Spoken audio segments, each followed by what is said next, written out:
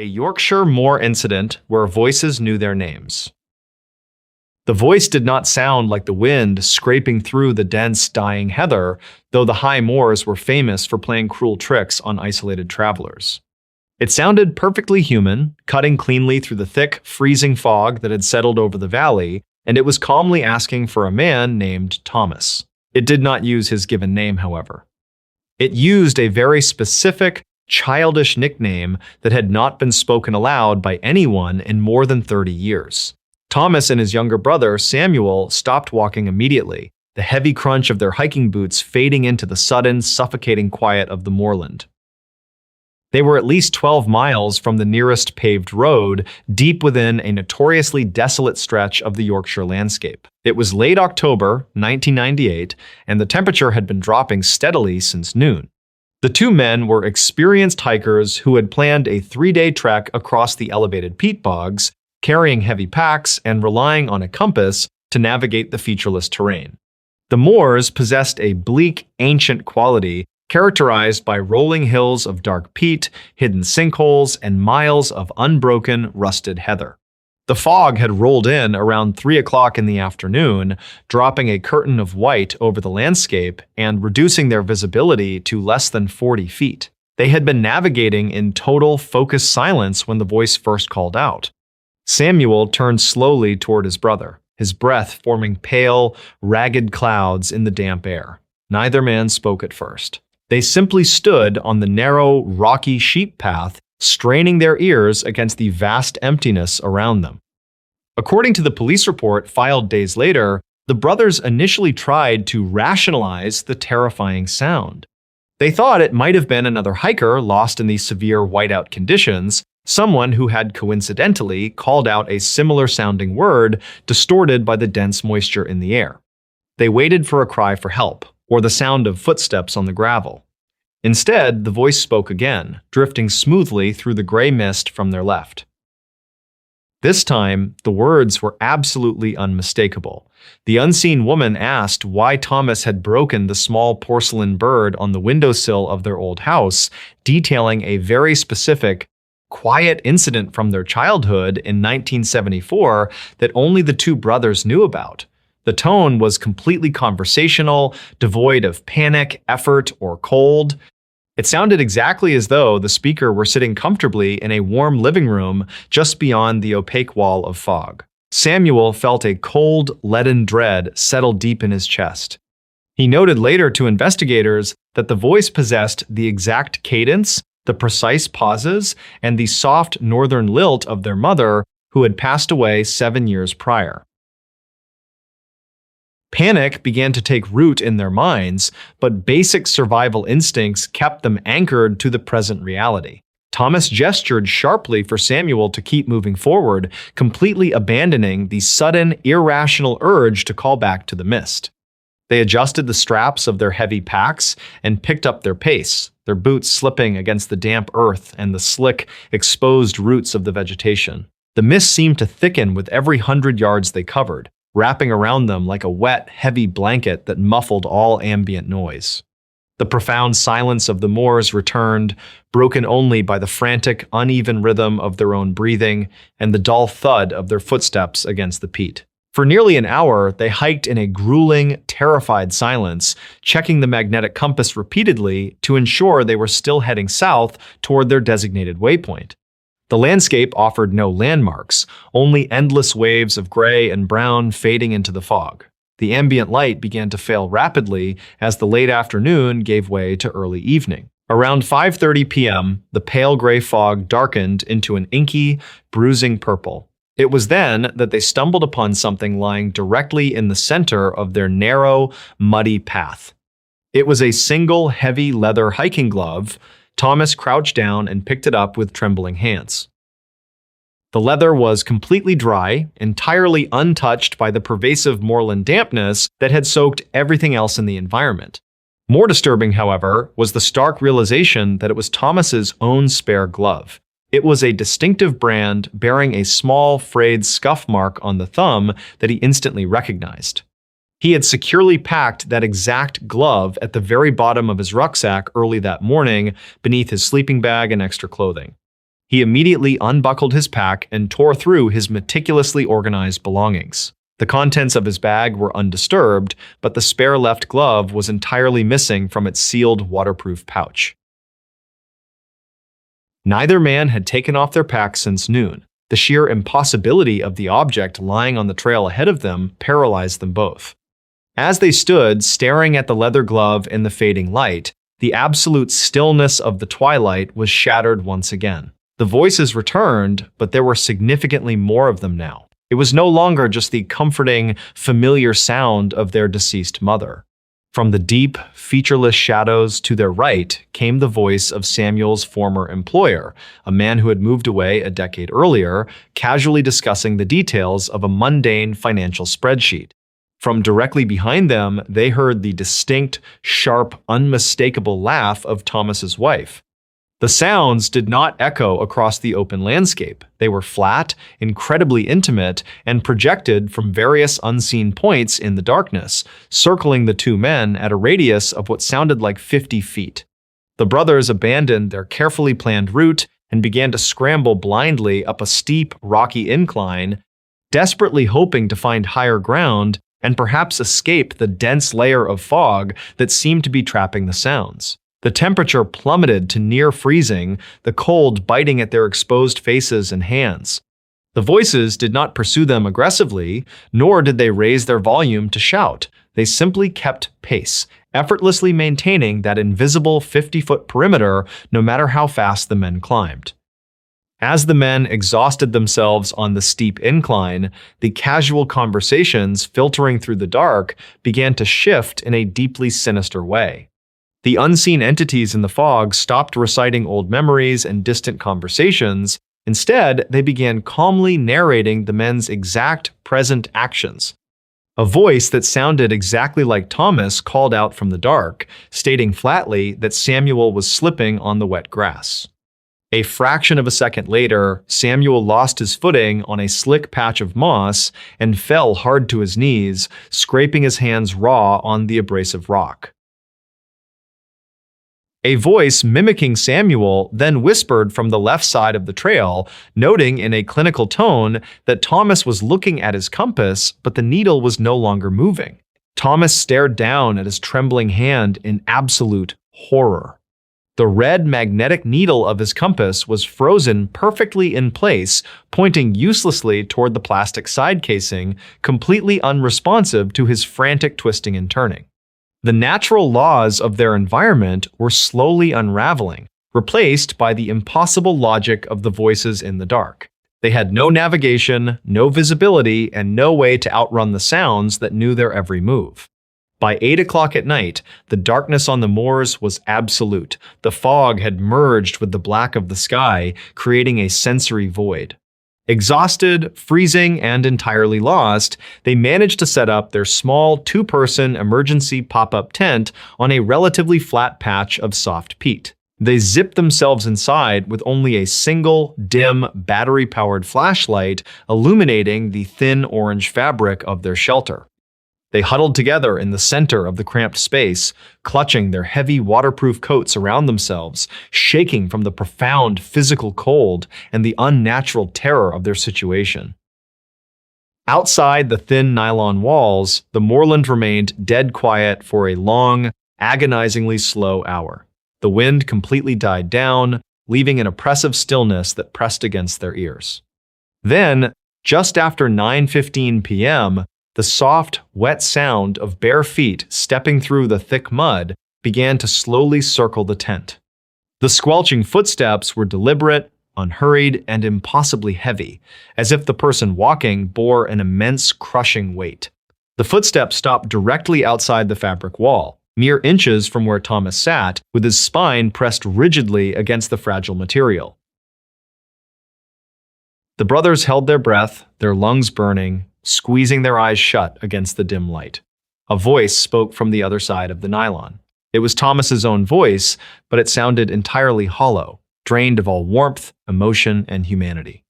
It leaned close to the fabric and whispered a secret that Thomas had never told anyone, not even his brother. It was a dark, deeply personal regret from his early 20s involving a severe, unreported hit-and-run accident on Interstate 90. It spoke the horrible words slowly, savoring the syllables, while something smooth, cold, and heavy dragged lightly against the outside of the tent fabric, sliding down the nylon with a sickening hiss. Samuel squeezed his eyes even tighter, pressing his cold hands over his ears with all his strength, but the voice seemed to bypass his hearing entirely, resonating perfectly and clearly deep within his own skull.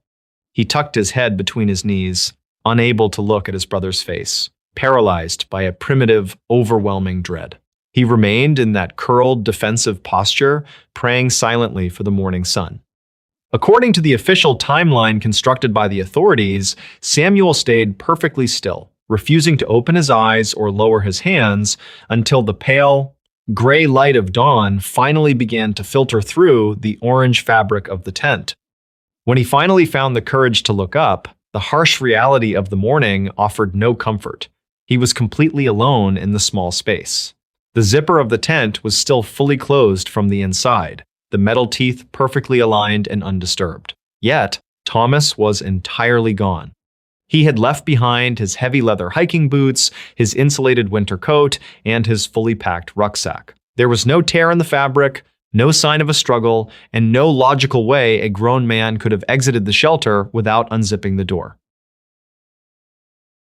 A massive search and rescue operation was launched across the moors later that afternoon, initiated only after Samuel managed to hike down to a small, isolated farming village and dial 999 from a public telephone.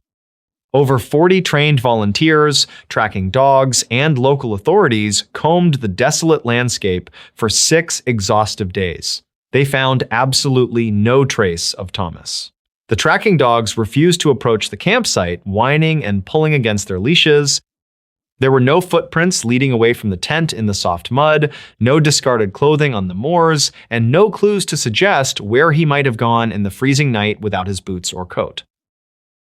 The police eventually suspended the search, filing a formal report that dismissed Samuel's account of the voices as severe psychological trauma. They officially concluded that he had suffered from acute auditory hallucinations induced by extreme hypothermia, physical stress, and isolation. The case was quietly closed, categorized as a tragic wilderness disappearance, the kind that happens occasionally when arrogant hikers underestimate the brutal nature of the high bogs. But the locals who lived on the edge of the vast emptiness knew better than to trust the official police narrative. Months after the search was officially suspended, strange, quiet reports began to surface among the isolated farming communities bordering the moors. Shepherds rounding up stray flocks in the dense evening fog would occasionally hear a lone man's voice drifting across the empty expanse of heather. The voice was always incredibly calm, always perfectly conversational, and it always called the solitary shepherds by their full legal names. It would quietly ask them about their private grievances, their hidden debts, or their quietest sins, speaking from the impenetrable mist just beyond their sight. The legend of the conversational voices on the high moors remains a deeply unsettling local secret, a permanent scar on the landscape, and a quiet warning to those who think the empty places of the world are truly silent. An Appalachian cabin case with no footprints leading in or out. It was 3 o'clock in the morning when Deputy Miller reached the tree line. The snow was knee-deep and completely untouched, pale and luminous under the light of a fractured moon. No tracks led up to the porch. No paths broke the smooth, glittering surface of the drifts. Yet, the heavy oak front door of the cabin was standing wide open, a dark, gaping rectangle against the weathered wood. A single lantern swung gently from the rafters inside, casting long, erratic shadows across the snow-covered threshold. The county dispatcher had received the call exactly 1 hour earlier, a frantic voice whispering that someone was outside the windows. But the fresh powder, undisturbed for at least 12 hours, told a different, impossible story. The cabin sat at the end of an unnamed logging road, a mile and a half from County Route 44, buried deep within the Appalachian spine. It belonged to an older man, a retired archivist who spent his winters in total isolation, seeking the heavy, suffocating silence of the deep woods. For nearly 20 years, the man had never called emergency services. He was known in the nearest town only as a shadow who bought bulk supplies in November and disappeared until the spring thaw. But according to the 911 operator who took the call at 2:15 a.m., the man had been entirely coherent, speaking in a low, terrified hush. He claimed he could hear heavy, wet footsteps circling the exterior walls, pressing against the glass. He said they sounded like someone walking in soaked leather boots. Miller stood at the edge of the clearing, his breath pluming in the freezing air. The temperature was 10 degrees below zero, cold enough to make the moisture in his nose freeze with every inhalation. He aimed his heavy flashlight at the ground, sweeping the blinding beam across the expanse of snow, separating the forest edge from the cabin. Nothing. The snow was a pristine, glittering sheet stretching out for 50 yards in every direction. Not a single indentation, not an animal track, not a displaced branch.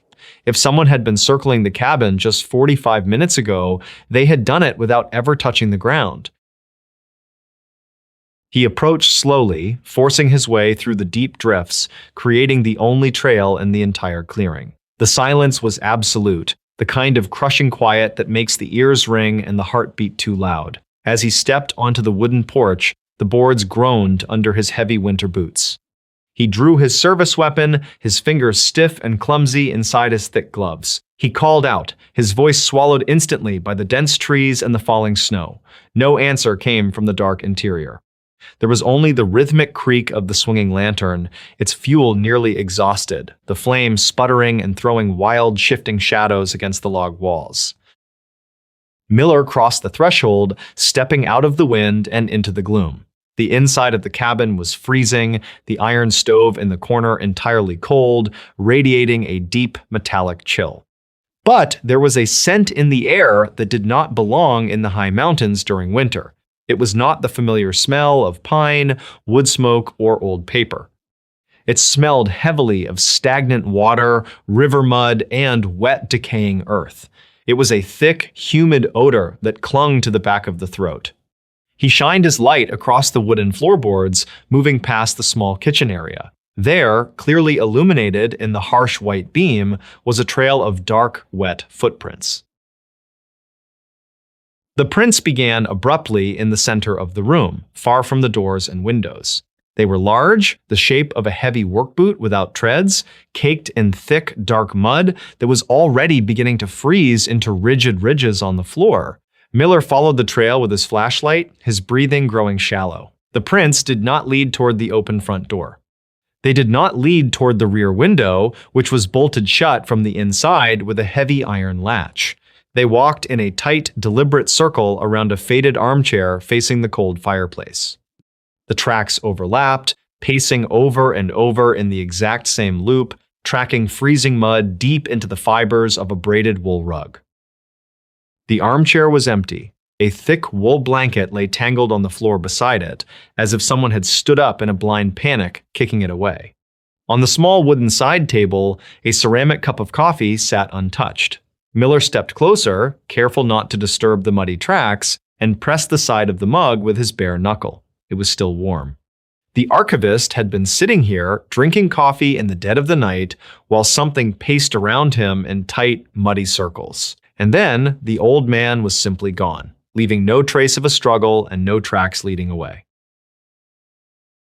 Miller raised his light, searching the rafters, the dark corners, the narrow loft above the bed. The cabin was a single open room with nowhere to hide. He walked toward the telephone mounted on the far wall near the pantry. The receiver was dangling by its coiled cord, swaying slightly, a faint dial tone hissing like static in the quiet room. Beneath the phone, a small yellow notepad lay open on a slanted wooden desk. A pen had rolled off the edge and lay on the floorboards. The final entry on the notepad was written in hurried, uneven handwriting, pressing so hard into the paper that the pen had nearly torn through the page. It was completely unlike the precise, careful script found in the rest of the notebooks stacked on the desk. The ink was still fresh, smeared at the edges by a trembling hand. It read simply, "They are not outside." The realization settled over Miller like ice water against the spine. The panicked call to the 911 operator had not been a plea for help against an intruder in the snow. It had been a desperate, fatal misinterpretation. The heavy, wet footsteps the man heard through the walls were not echoing from the woods, they were echoing from the floorboards directly behind his chair. Backup arrived 2 hours later, fighting their way up the snow-choked logging road with tire chains and floodlights. They found Miller sitting on the front porch, staring out at the unbroken expanse of snow, his radio turned off.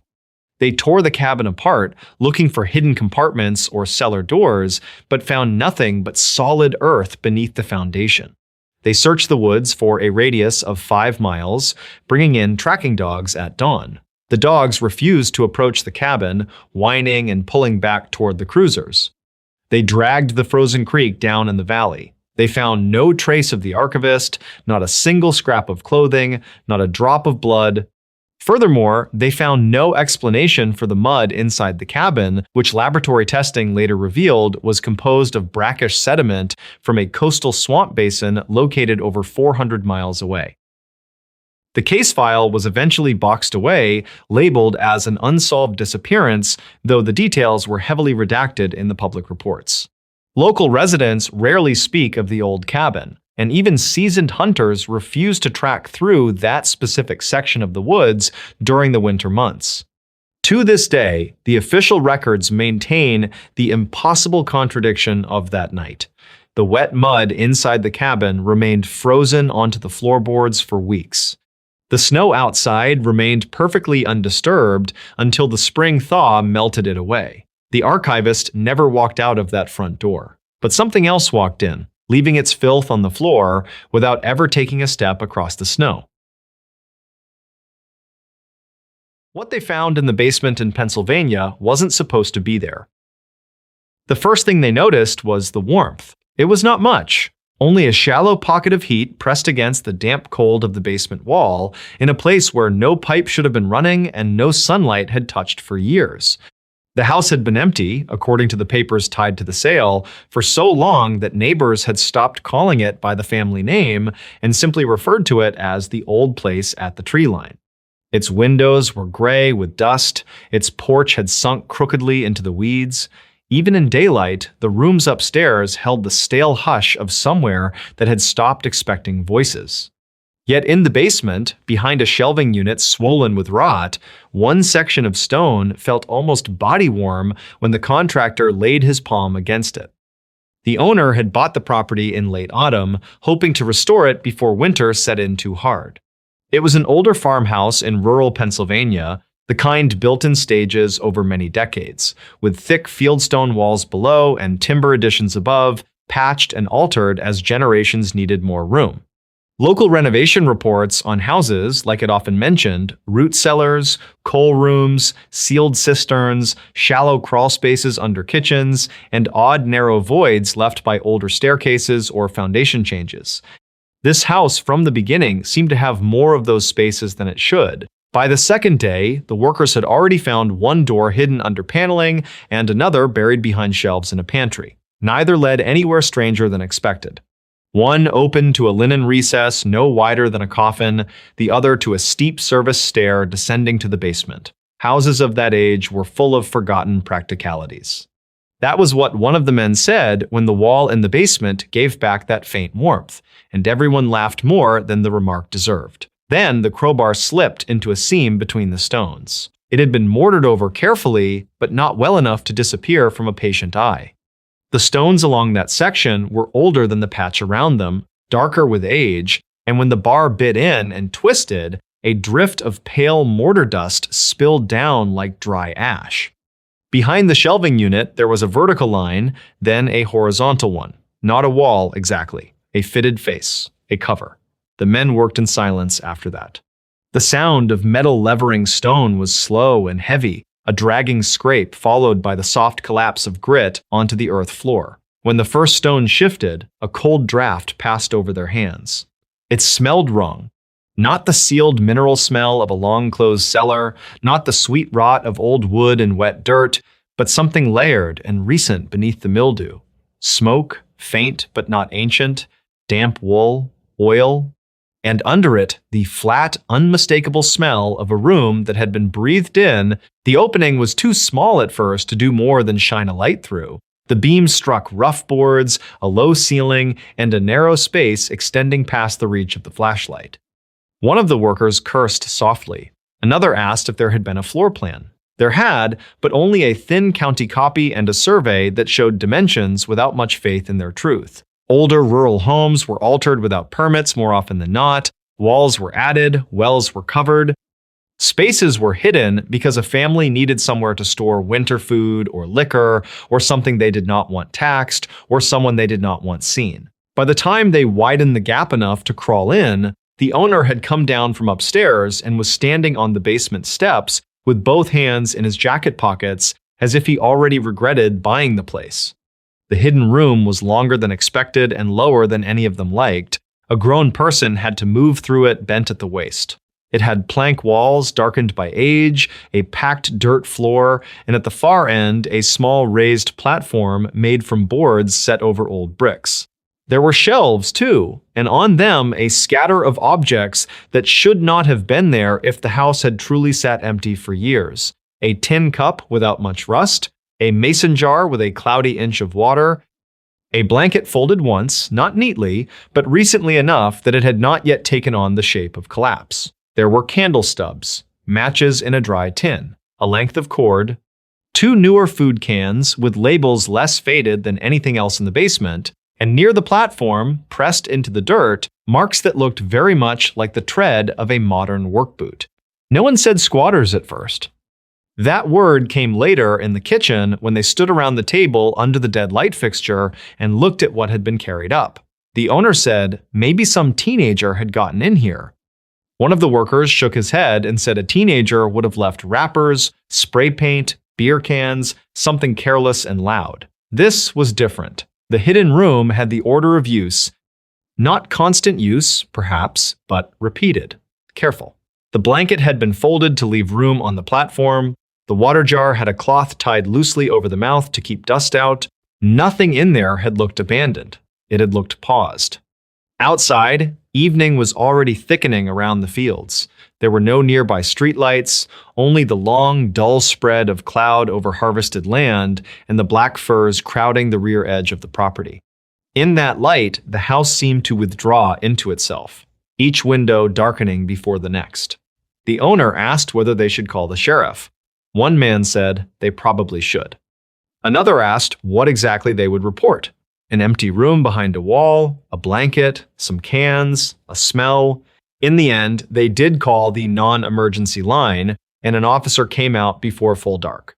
He looked through the space, took down a few notes, and said it was impossible to say when anyone had last been there. Rural properties were hard to watch. Vacant homes drew hunters, drifters, curious kids, scavengers, sometimes people simply trying to stay out of sight for a few nights. He advised changing the locks and keeping the place secured until the work was done. He did not seem especially alarmed until one of the men mentioned the warmth in the wall. Even then, he only frowned, crouched, and shone his own light around the hidden room with a more serious patience than before. At the far end, above the platform, there was a slit in the boards. Narrow, easy to miss. It ran horizontally between 2 planks and had been drilled through again and again in tiny dark holes as if someone had widened a knot or made a line of peepholes no bigger than pencil erasers. The officer leaned in close. Then he asked what room sat on the other side. The kitchen. He stood up very slowly after that. When they tested it from above, the answer became worse. The hidden room was tucked beneath the rear section of the house, where no room should have existed at all, in the dead space below the kitchen pantry and part of the mudroom. The line of holes looked not into the basement, but upward through a concealed cavity toward the underside of the floorboards. Sound traveled through it. So did a thread of lamplight when they set a work light on the kitchen floor and went back below. A person in that hidden room could have listened to movement overhead. They could have heard chairs scrape back from the table, heard someone rinse a glass at the sink, heard the old floor creak under slow midnight footsteps. The officer told the owner not to stay there. That would have been reasonable advice even without the hidden room, given the state of the place, but he said it with a flatness that made everyone listen. The next morning, two of the workers refused to go back into the space unless someone stood watch outside. They laughed when they said it, but not very convincingly. They had begun demolition in the upstairs bath and were halfway through hauling plaster when one of them came down complaining of a tapping sound. Not in the walls generally, but underfoot. 3 taps, then a pause, then 2 more. They all stood still to hear it. Nothing came. The owner told them old houses knocked all the time, pipes contracted, framing settled, mice moved through the voids. The men agreed. Then one asked, without looking at anyone, why the tapping had stopped the moment all of them had gone quiet. It was later that afternoon that they found the second sign. The basement door had been left propped open for ventilation. Rain had started while they were working upstairs, and a trail of damp marks led in from the back of the house, across the basement floor, and toward the broken opening in the wall. They were not clean footprints. More like the darkened edges of them, as if wet soles had picked up cellar dust and left brief, imperfect shadows behind. There were enough to follow, and then there were none, though the dirt inside the hidden room at first showed no fresh impressions deeper than the ones already there. One of the men backed out immediately and said he was done. The officer returned, this time with another deputy. They searched the house, the attic, the crawl under the porch, the outbuildings half collapsed in the weeds, and the strip of woods behind the property where old farm trash had sunk into leaf mold over decades. They found no one. A bedroom upstairs, however, which had remained closed while the contractors worked other parts of the house, showed a detail the owner swore had not been there the day before. The dust on the bureau had been disturbed in a smooth round patch, as if a hand or bowl or lamp had rested there briefly. Beside it lay a single match, unburned, from the same old paper brand found in the hidden room. After that, the men stopped staying until dusk. Stories began in the loose way they do around isolated properties. A neighbor from farther down the road remembered hearing that one of the earlier owners had partitioned odd spaces in the cellar during Prohibition, though whether that had been for whiskey or for fear, no one could say. Another local man claimed the farmhouse had once sheltered a relative who came back from war, changed and violent and preferred small enclosed places, though he admitted he had only heard that from his father. An elderly woman in town said there had been talk years earlier of someone living in the walls of an abandoned house near the county line, slipping out at night for food and vanishing before dawn, but she could not say if it was the same property or merely one of those rural stories that migrate from road to road until they attach themselves wherever there is enough darkness to hold them. None of that explained the ash. It was discovered on the third evening after the wall was opened. The workers had left before sunset. The owner, against advice, had returned alone to check on tools and lock up. He found a shallow gray spill on the floor of the hidden room beside the raised platform, with one blackened twist of wick lying in it. The ash was dry. When he touched the center with a screwdriver tip, it still held a little warmth, as if a candle had burned there not long before. He left immediately and called from the truck, not willing to go back inside even for the padlock he had forgotten on the porch rail. This time, the search was more serious. More lights, more voices, mud tracked through the yard. The deputies brought a dog, but the rain that had passed over the fields had muddled the ground into a broad, wet confusion. If someone had approached on foot, there was no clear trail to follow. If they had been inside before the owner arrived, there was no certainty of when they had left. The house gave up only small things: a fresh scrape on the basement threshold, a fragment of wax, the smell of smoke lingering in the hidden room and nowhere else. One deputy asked to see the old survey again. He stood over it in the kitchen with his flashlight beam crossing the paper, then went back below and measured from foundation to foundation. His numbers did not settle right. The hidden room matched part of the missing distance, but not all of it. There appeared to be another void beyond the rear wall, narrower and deeper, inaccessible from the first. The house, in other words, contained more darkness than it admitted. No one broke that second wall that night. The owner paid for a temporary camera system instead. Motion sensors, battery lights, a portable monitor set in the truck. The installers arrived the next day and moved quickly, eager to finish before evening. One camera faced the basement stairs, another the opening in the false wall. A third was placed inside the hidden room itself, fixed on the platform and shelves. The owner told no one outside the work crew, and he did not stay on the property after dark. The footage, when it came, was less useful than it should have been. For hours, there was nothing but dust passing like pale gnats across the infrared glow. The basement stairs remained empty, the hidden room sat still, all edges and black corners. Shortly after midnight, the camera inside the room lost focus for several seconds. When the image cleared, the blanket was no longer folded. It lay spread across the platform, flattened as if something had leaned or lain on it. No movement was visible during the blur, no person crossed the frame before or after. The timestamp held steady. The battery level was normal. The technician later suggested interference, moisture, cheap equipment. He did not explain the blanket. On the next night, the camera facing the basement stairs caught sound before motion. Not a footstep exactly. A slow drag, then a pause, then another. The audio was thin and distant, but it had a careful rhythm to it, as if someone barefoot were trying not to knock against the risers. The frame showed only the lower half of the stairwell. No body descended into view.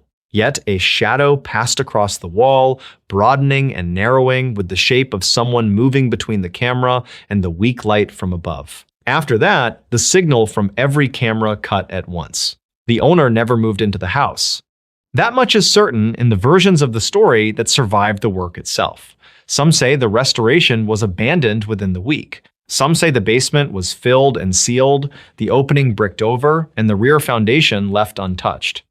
Others insist the contractors did continue for a time, but only in daylight, and only after one of them found a spoon, recently washed clean, lying in the kitchen sink of a house no one had entered that morning.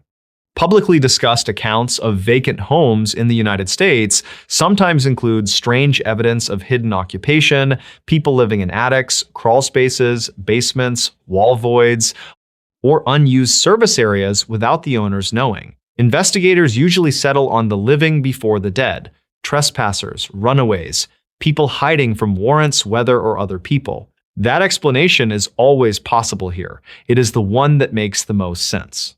It is also the explanation that leaves the narrow listening holes under the kitchen floor, the warm ash, and the spread blanket in the camera blur exactly where they were. Years later, according to local retellings, the place still stood for a while beyond the field road, more collapsed each season, windows dark, porch gone soft with rot. Hunters avoided it. Teenagers drove out to look at it and did not stay long. One winter, a neighbor passing after sundown reportedly saw a thread of yellow light moving low behind the basement stones, not steady like electricity, but trembling, as if from a candle being carried by hand. By the time he stopped his truck and looked again, the light had gone. The property eventually changed hands. Fences came down, brush reclaimed the back lot. The house itself was said to have been partially dismantled, though no one seems to agree on how much remained and how much was simply swallowed by neglect. But the story stayed attached to that patch of Pennsylvania ground, not because anyone proved what was in the basement, and not because anyone confirmed anything supernatural, but because of one simple detail in the renovation reports and in the memory of the men who had first opened the wall. The hidden space did not feel discovered. It felt interrupted. And if the house had truly been vacant for all those years, if no one had been sleeping under the kitchen and listening through the floorboards, then there was still no comfortable reason for the folded blanket, the recent cans, the drifting warmth in the stone, or the ash that was warm to the touch in a room no one had entered before the owner opened it. There are old houses that settle, old houses that hide things, and old houses that preserve traces of the people who passed through them. Then there are houses with spaces shaped not for storage, but for waiting. In the stories told afterward, that was what unnerved everyone most. Not the possibility that someone had once hidden there, but the quieter possibility that someone had learned the house well enough to remain inside it whenever they pleased, hearing every footstep overhead, and had only stepped back into the dark while strangers broke through the wall that was never supposed to be opened. The man who knew too much about them in Los Angeles. By the time the second voicemail arrived, the family had already stopped answering unknown numbers. The first one had been strange enough. A man with a low, even voice had asked whether the hallway light had been fixed yet and whether the child was still afraid of the sound the pipes made after midnight. He spoke as if he had lived in the apartment with them, as if he knew the small, private discomforts that never left the walls. On the second message, he mentioned a broken dish that had not fallen yet and a visit from police that had not happened. He ended both calls the same way, with a pause so long it sounded like listening, and then a soft, almost thoughtful good night. The reports that later circulated in Los Angeles were always incomplete in the same frustrating way. They described a pattern without ever quite finding its center. According to people who spoke to investigators, the calls did not begin with threats, they began with knowledge. The caller knew which bedroom window stuck in humid weather. He knew which relative had recently moved away. He knew that one tenant kept a coffee mug by the sink with a hairline crack running through the handle. He knew what time the dog in the neighboring unit usually started scratching at the front door. These were not facts anyone would place online. They were not dramatic enough to be shared and too small to seem important until a stranger began saying them aloud. The family at the center of the case, or at least the family most often mentioned when the story is retold, had moved into an aging apartment building on a side street west of downtown. It was the sort of place that always looked tired even in full sun. The lobby smelled faintly of bleach, old paper, and rainwater trapped in concrete. The mailboxes rattled when buses passed. At night, the corridors took on that strange apartment stillness, where every tiny sound seemed to travel too far. Footsteps on another floor could seem close enough to belong to someone standing just outside the door. They were ordinary in the way many people become ordinary inside stories like this. A couple, a young child, a grandmother who stayed with them off and on, a narrow living room, secondhand furniture, a television that gave off a dull electric warmth long after it had been switched off. Neighbors later said they kept to themselves. Nothing about them invited attention. That, in some quiet way, made the case worse.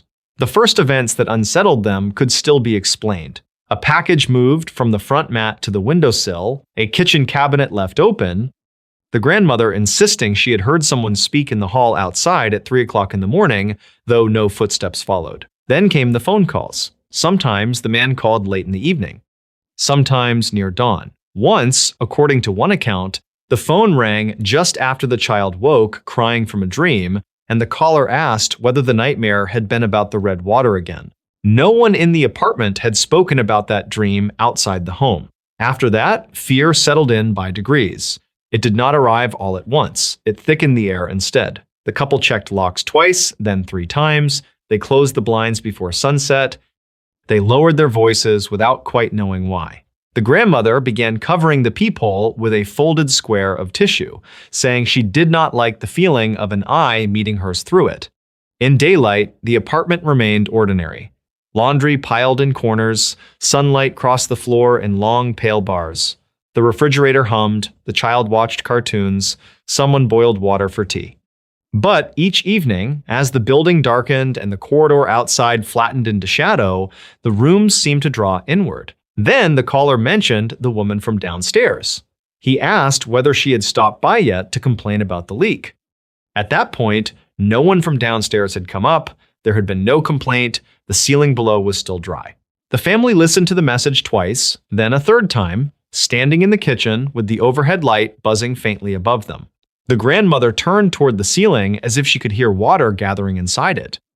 The next afternoon, the downstairs tenant knocked on the door with a hard, irritated look and said there was a stain spreading above her bathroom mirror.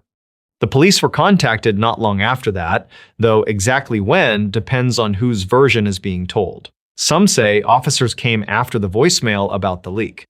Some say the family waited until the caller described the child's school backpack, including the fading cartoon patch stitched near the zipper. Either way, the first formal response appears to have been cautious. Harassing calls, possible stalking, nothing yet that could be pinned to a face. The officers asked practical questions in calm voices. Had anyone recently been in the apartment for repairs? Had there been arguments with neighbors? Had the family given out personal information? They took notes beside the front window while afternoon traffic drifted outside in a long metallic hush. Then they left, promising follow-up. That night, another message appeared. The same voice said the officers had forgotten a pen on the radiator cover, and he was right. He also said one of them would come back alone because he had left part of his report unfinished. According to the family, the apartment seemed to go still around those words. The refrigerator stopped humming. The pipes made a sound like a throat being cleared deep inside the wall. The child, who had been playing on the floor, looked up without speaking. Less than an hour later, there was a knock at the door, and one of the officers stood outside, apologetic, asking if he had left his pen. Stories like this often grow around their own emptiness. Where facts end, rumor begins laying down its thin, cold layers. Some later believed the caller must have been watching from inside the building. Others suspected an employee, a former tenant, someone who knew how sound moved through the place and where vents carried conversation. There were quieter theories too. A maintenance worker with keys, a neighbor nobody noticed, someone who had become obsessed not with harming the family at first, but with proving that privacy in a city could be peeled away one detail at a time. Yet the part that remained hardest to explain was not how he knew the present, it was how he seemed to know what came next. He spoke of small things first, the kind of things that could be called lucky guesses if taken one by one. He said the grandmother would cut her thumb on a can lid. She did. He mentioned that the child would lose a tooth at school and come home frightened by the blood. That happened too. He said a framed picture near the television would fall during the night, and before morning, the glass would be broken across the rug in glittering pieces. The family moved the frame into a drawer after hearing that message, but another picture, one no one had thought about, slipped from a shelf after midnight and shattered in the dark. With each correct detail, the apartment changed. It became less like shelter and more like a place already known to someone else. They stopped discussing plans inside it. They took walks just to talk privately, though even then they lowered their voices when passing parked cars. The child began sleeping in the living room with the television on low, not watching it, only needing the murmur of people who were not there. The grandmother insisted that whoever was doing this had been inside before because some knowledge could not be gathered from windows or walls alone. She said there was a difference between being watched and being remembered. Investigators, according to later accounts, tried tracing the calls. Some were routed through services that obscured origin, others ended too quickly. One call appeared to come from a public phone that no longer existed by the time officers checked. Another was linked to a convenience store where no clerk remembered the man who used it. These details, repeated over the years, gave the case its urban legend shape. Los Angeles is full of places where one person can vanish into the machinery of the city.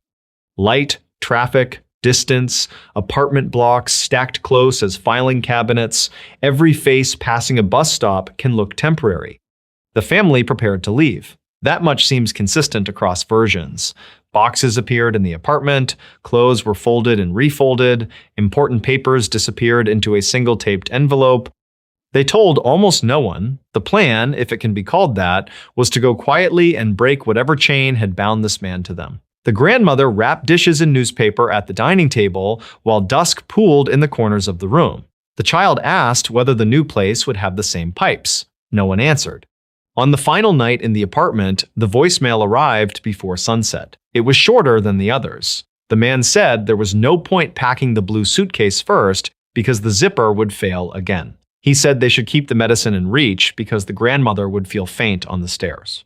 Then, after a pause, he said something that was remembered differently by different people, but all versions share the same shape. He referred to a knock at the door that would come later and warned them not to open it until the third knock. There had never been a pattern of 3 knocks.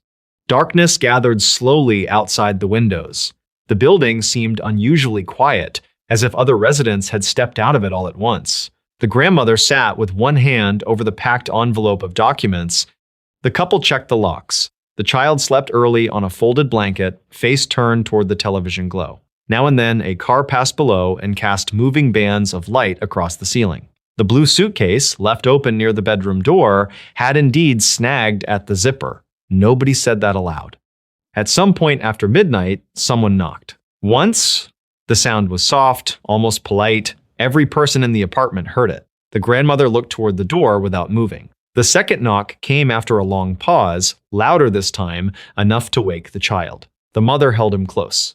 The father stood in the narrow hallway between living room and door, not approaching, just listening.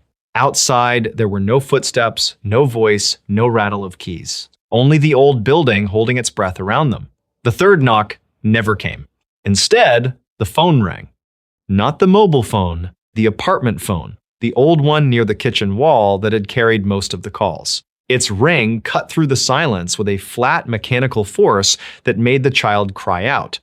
No one moved to answer it at first. It rang and rang, each burst seeming louder than the last, until finally the father crossed the room and lifted the receiver with a hand that later would not stop shaking. At first, there was only breathing. Then, the familiar voice said, very gently, that he had told them not to open the door until the third knock, and that now it was too late anyway because the person outside had gone. The father asked who it was. The caller did not answer. Instead, he asked whether the officer had come back yet. There was no officer expected that night. According to the most repeated version, there came then a new sound from the corridor, distant but distinct, as if someone at the far end had begun walking toward the apartment with measured steps, not hurried, not hesitant, just steady, unbroken movement over old hallway flooring. The father stood frozen with the receiver to his ear. The breathing on the line matched nothing and explained nothing. The grandmother began whispering under her breath in a language the child did not understand. The footsteps came closer, then stopped directly outside the door. This time there was no knock. Something brushed the metal of the knob once, lightly, like fingertips testing temperature. Then silence. The caller remained on the line for several more seconds. When he finally spoke again, his voice had changed in a way no one later described the same way. Some said it sounded pleased, some said it sounded disappointed. One account says it sounded farther away, almost hollow, as though he had stepped into a larger room. He said only that they should leave before morning, because after morning it would become difficult to tell who had been inside. The line went dead. They left before dawn. That part is treated as fact. Bags, child, documents, blue suitcase with the bad zipper. They went down the stairwell because no one trusted the elevator. On the landing between floors, the grandmother did become faint. The envelope of papers slipped from her lap and scattered.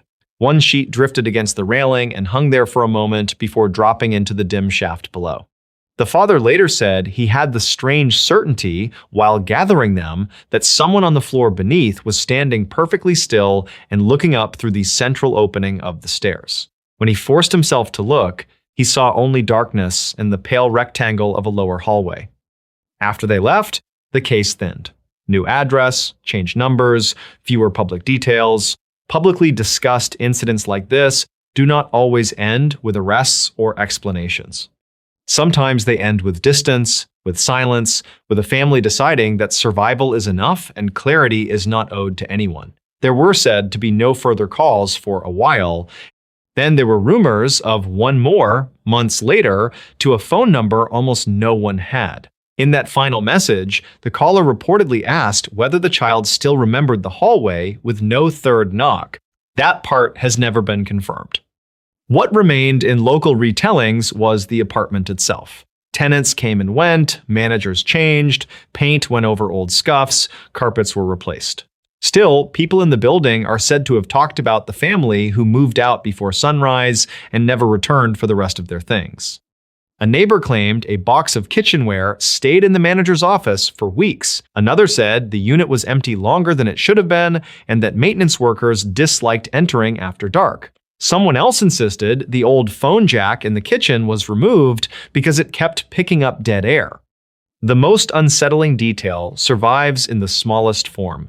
According to one version of the story, investigators reviewing notes from the early calls found that the man had mentioned a minor event no one recognized at the time. He said that before everything ended, one of them would look back from the stairwell and think they saw a person standing inside the apartment they had just locked, not at the door, farther in, near the living room window where the evening light used to fall. Only later did the father remember that moment. He had looked back once while carrying the blue suitcase. He had seen, through the narrow opening before the door latched, what seemed to be a figure already inside the room, motionless and waiting in the dimness. He convinced himself it had been a coat hanging from a chair. That is what he told himself then, that is what he told police later. But years afterward, when the story had become a half-whispered Los Angeles cautionary tale and the details had begun to blur at the edges, the one thing he reportedly remained certain about was this: the figure had not been near the chair. The night everything went quiet in a small town in Maine. By the time the deputy reached the corner by the bait shop, the dog was still standing in the middle of the road with its mouth open and nothing coming out. Its chest moved, its throat worked. But the street remained perfectly still. No bark, no chain rattle, no gulls, no engine from the truck idling outside the grocery. The rotating light above the harbor office turned without a hum, as if the whole town had been lowered under deep water and left there. A woman on the sidewalk was crying with both hands over her face, and he could see it in the movement of her shoulders, but the sound of it was gone. Later, people argued over when the silence had begun. Some said it came all at once, in the middle of an ordinary afternoon, while someone was weighing cod on the dock and someone else was ringing up canned soup at the market. Others insisted it crept in over a few seconds, thinning the world piece by piece until every familiar noise had fallen away. The old men who spent their mornings in the diner said the radio had been speaking one moment and moving its little needle in mute disbelief the next. A teacher claimed she had watched a room full of children laugh at something, all of them bent over their desks with delight, and had felt a sickness rise in her when not a single sound reached her. What remained constant in every account was the scale of it. It was not deafness, it was not weather, it was as if the town itself had stopped producing noise. The place was the kind of coastal town that did not change much from one year to the next. Lobster boats knocked against the pilings before dawn, freezers hummed in back rooms, screen doors slapped shut. The church bell carried over water on clear evenings. On damp days, the foghorn from farther out sounded at patient intervals, and nobody paid attention to it because it had always been there. According to local reports from that year, nothing unusual had happened before the silence came down. No storm warning, no power surge, no accident large enough to explain the panic that followed. The electricity stayed on, the lights burned, the clocks kept moving, only sound had gone missing, and for several hours the town moved through its own life like actors trapped behind glass. At first, people did what frightened people always do. They checked the obvious things. They clapped beside their own ears, they slammed cabinet doors, they shouted into each other's faces until their necks tightened and their jaws ached. One fisherman, according to a statement he gave much later, fired a shotgun behind his shed out of pure desperate anger and saw the gulls rise from the roof without hearing the blast. A 911 operator 2 towns inland would later say that calls came in from the area and then dissolved into confusion because nobody on either end seemed able to hear what the other was saying. The deputy drove from one end of town to the other, leaning on his horn until his palm hurt, watching heads turn at the movement of the truck and not at the noise it should have made. The first thing that turned the panic into something colder happened at the harbor. A group of men had gone down to the floats because several boats were coming in against the tide and not tying up properly. From the road, people saw them pointing, then waving others closer. A woman from the pharmacy later told reporters she never forgot the look on their faces. It was not surprise. It was recognition mixed with dread, the kind that comes when something impossible resembles something a person has feared for years without admitting it. In the thin green water between the pilings, the surface kept rippling outward in smooth, deliberate rings. The day was windless. Nothing visible broke the water. Yet the ripples moved from berth to berth as though something large were passing beneath the boats, pausing under one hull, then another, patient and unhurried. The lines on the moored vessels drew tight, fenders pressed and released. One skiff rocked so hard it nearly climbed the float. Not a splash was heard.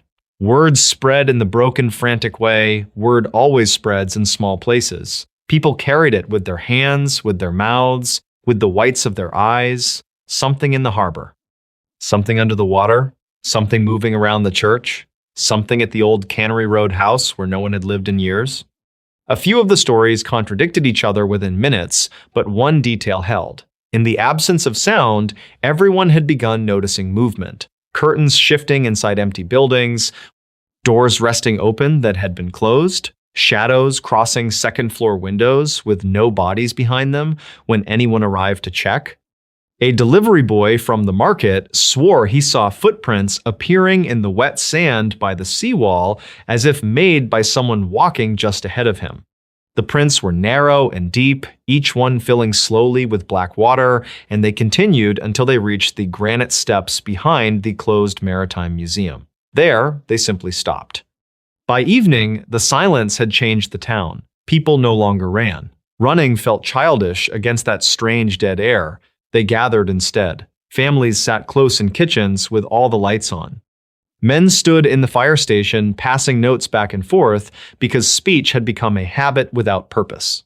The church filled before sunset, not because the minister had called anyone there, but because the old building still felt like the strongest shell in town. Candles were lit, though the power had not failed. Faces turned toward the high windows, each time fog brushed against the glass. Several witnesses later claimed the minister tried to ring the handbell by the altar and nearly dropped it in fright, because although no sound came from it, dust shook loose from the rafters in a widening circle, as though something above them had heard it perfectly well. After dark, the reports grew harder to separate from legend. A man watching from his upstairs window on Bay Street believed he saw figures standing at the mouth of every side road leading toward the center of town, not moving, not approaching. Only waiting, shoulder to shoulder where the fog was thickest, too far off to identify and yet close enough to disturb the eye. Another resident, whose account was written down years later by a local historian, said she looked from her back porch toward the marsh and found the reeds bending in long parallel strips, not from the wind, but from pressure, as though a line of unseen bodies were making their way inland. The owner of the diner reported that every loose spoon hanging from hooks behind the counter had begun to tremble at the same time. No one heard them strike together, yet they swayed for nearly a minute. He left them there afterward. People who came into the diner in later years noticed that none of those spoons matched the others. He said he had thrown the originals into the sea. Sometime after full dark, a boy vanished for less than 10 minutes and changed the memory of that day forever. He had been in the basement of his mother's house with a flashlight, playing cards on the floor because the basement felt safer than the rooms above. When his mother looked down the stairs, he was gone. She searched the coal room, the laundry corner, the old pantry shelves, nothing. Then she found the back door to the yard standing open. Outside, the beam of the flashlight lay across the grass like a pale stick of wood. The silence held. The fog had thickened until the houses on either side were only hints of shape.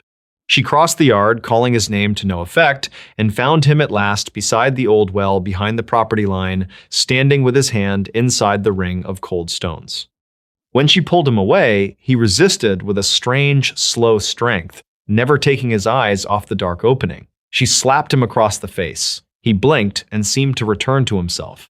Years later, when asked what he had been doing out there, he said that during the silence, he had heard someone speaking from the well in a voice that did not use sound. It had been telling him, very politely, to wait because they were almost finished.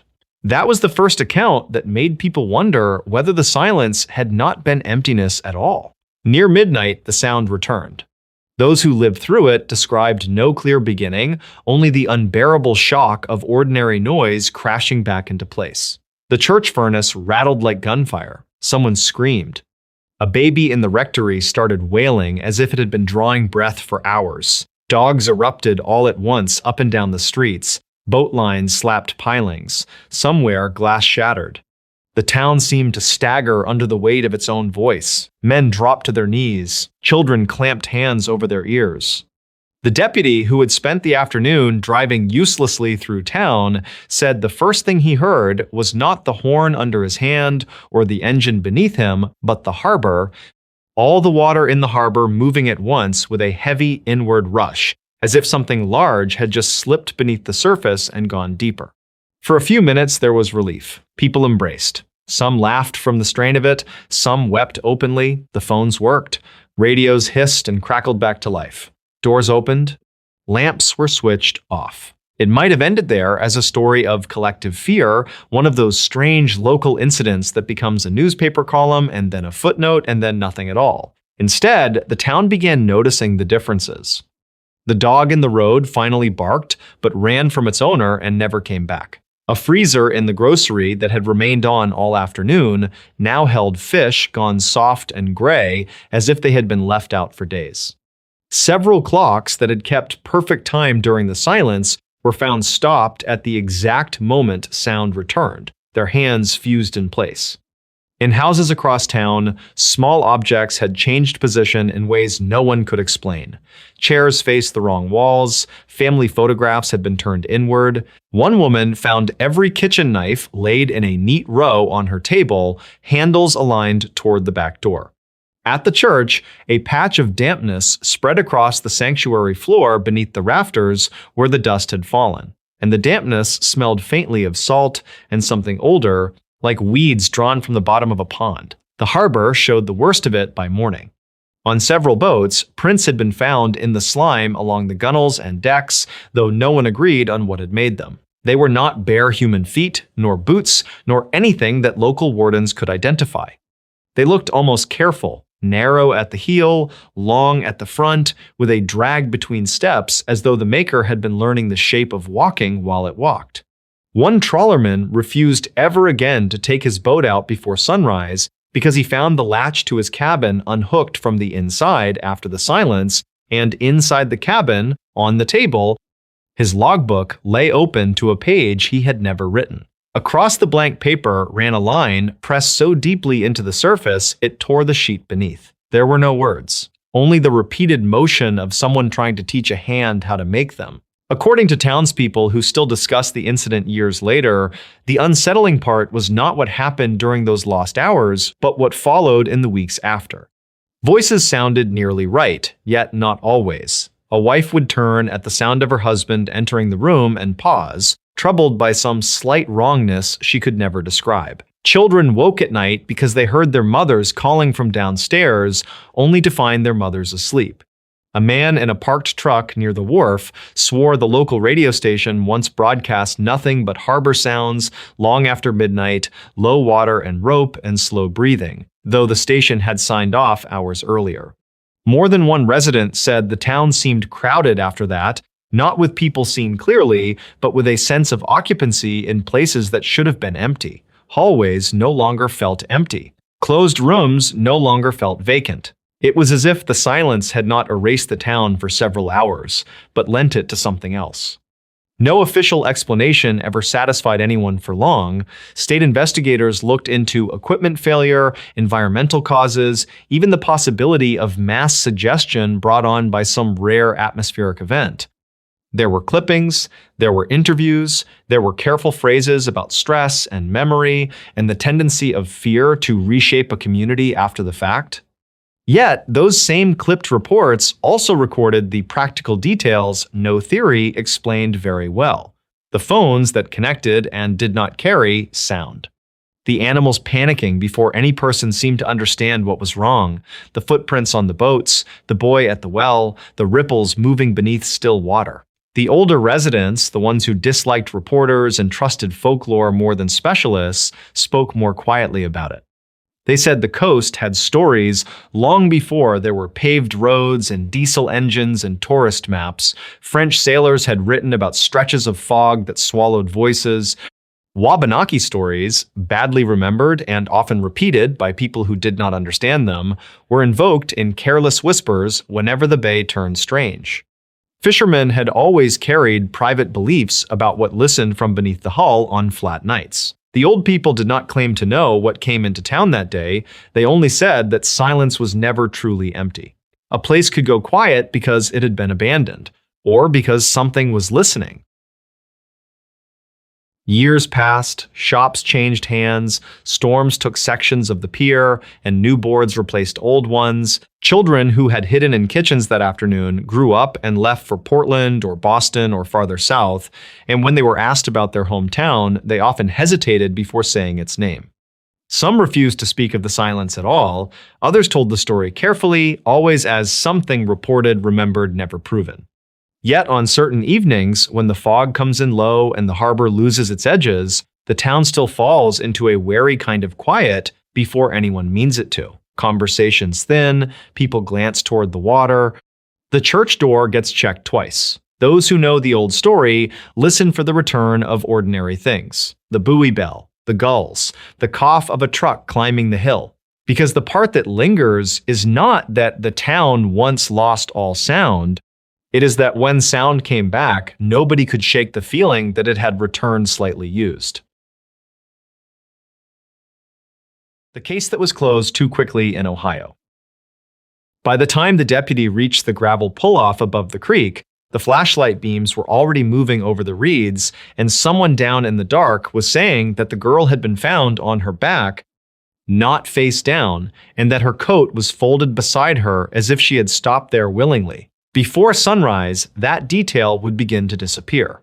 By noon, it would be gone from the official version entirely. The town sat low in the southern hills of Ohio, in that part of the state where the roads bent around old mines, churchyards, and patches of woods that never seemed to thin, even in winter. People there remembered sounds more than dates. A train at midnight, dogs barking toward the river, a screen door opening where no one should have been. The investigation began in one of those cold months when the fields turned colorless and every yard looked abandoned after dusk. She was in her early 20s, according to the reports that circulated first, and she had last been seen leaving a roadside place just outside town after the late shift. The usual pieces appeared quickly. A car left where it should not have been, a phone that stopped answering, a family that began calling before the county was ready to call it an emergency. Early newspaper accounts, the kind written fast and half from rumor, described a scene that did not match the conclusion that came later. One article mentioned marks on the slope above the creek, as if something heavy had been dragged through the frosted grass. Another said the first officer on scene believed there had been more than one person there. A radio bulletin, repeated for less than a day and then never again, stated that the body had been located several yards from the waterline, not in it, and that the victim's shoes were unusually clean for someone who had slipped down a muddy bank in the dark. Those reports were not formal evidence. They were only early fragments gathered in haste, but in small towns, the first version of an event leaves a stain. It does not wash out easily. The official explanation settled over everything with surprising speed. It was not dramatic, that was part of its strength. She had become disoriented, the public was told. There was poor visibility. The creek had risen. Exposure and water had done the rest. There was no confirmed sign of assault, no confirmed sign of abduction, no clear reason to keep the county awake much longer than it already had been. What had begun as a tense search narrowed into paperwork, then signatures, then silence. People who had spent the first day whispering in parking lots stopped whispering, not because the questions had been answered, but because the answer had already been chosen. And yet, the first detective assigned to the file did not seem convinced, at least not at once. Years later, when portions of the case papers were discussed by local researchers and former reporters, certain details stood out for the way they resisted the final summary. There was a notation about a back door in a nearby vacant property being found unlatched. There was mention of a broken drinking glass on a kitchen floor inside that same structure, despite no public statement ever linking the girl to the building. There was also a line, brief and badly typed, recording that a witness on the Ridge Road had heard a vehicle idling there sometime after midnight, long after the restaurants and gas stations had gone dark. That witness later seemed to vanish from the public record altogether. The vacant property became the part of the story that older residents still lowered their voices over. It was not a notorious place, only an old house left to weather at the edge of a field, with one leaning porch post and a front room that took on the smell of wet plaster every autumn.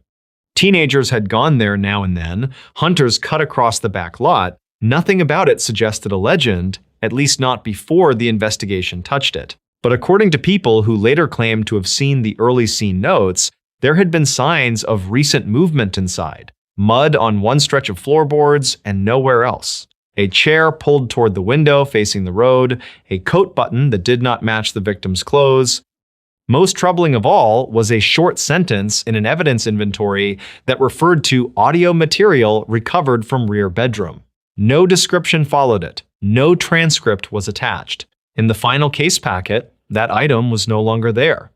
Those omissions might have been clerical. Papers are misplaced, inventories are corrected, small departments are not always careful in the first frantic hours of a case. But the pattern ran deeper than a single missing item. A local reporter who kept copies of the earliest clippings noticed that the location of the body shifted from one account to the next. In one version, she had been found near the water, as though she had stumbled. In another, she had been found in a shallow depression above the bank where the frost had not yet melted around her hair. One report said her hands were bare, another said one glove was tucked into the pocket of her coat. The coat itself moved through the story in an even stranger way, folded, torn, missing, recovered later. There was never one stable description. It was as though the physical facts of the scene had been gradually pressed into a shape that better suited the conclusion. The family, according to public statements and later recollections, did not stop asking for a clearer explanation. They questioned the speed of the ruling. They questioned why some early comments from investigators had been softened or withdrawn. They questioned how a young woman could leave a lit parking lot, travel a route no one could map with confidence, and end up in a place that several officers initially treated as suspicious, only for that suspicion to evaporate within days. None of that proves foul play. It does not prove anything at all. But the unease came from the movement of the story itself. Facts usually grow firmer with time. In this case, they seemed to grow softer, blurred at the edges, as if each revision had been made not to sharpen the truth, but to make it less difficult to live with. Then there was the call. It appeared in some retellings and vanished in others, which only made it worse. According to discussions that surfaced years afterward, a 911 call came in during the hours before the body was found. The caller did not give a name. There was either breathing on the line or wind. Different people remembered it differently. One former dispatcher reportedly said a woman had tried to speak but stopped. Another version claimed there were two sounds, one close to the receiver and one farther back, like a chair scraping a floor. The call was not treated publicly as central to the case, and no complete recording has ever been widely released. Still, one reference to a distressed open line lingered in an internal log summary. It was time-stamped well after the victim had last been seen and close enough to the discovery of the body to trouble anyone who noticed it. The most unsettling part was not that the call existed, but that it sat beside a note suggesting the phone later recovered with the victim showed water exposure so severe that investigators were uncertain whether it could have been used during that window at all. That contradiction was never fully explained in public. Perhaps the call came from someone else. Perhaps the timing was off, perhaps a deputy wrote down the wrong device. Those are ordinary possibilities. But the file did not read like a file that had encountered an ordinary mistake and corrected it. It read like a file that had stepped around certain facts and left them behind in the dark. A retired clerk from the courthouse, speaking years later to someone collecting local case histories, described the folder itself in a way that people in town still repeated. She said it felt thinner than it should have. She said there were places where pages had clearly once been fastened together and no longer were. She remembered an evidence sheet with item numbers continuing in sequence until one line, where a space had been left large enough for several words and then crossed through with a single pen stroke.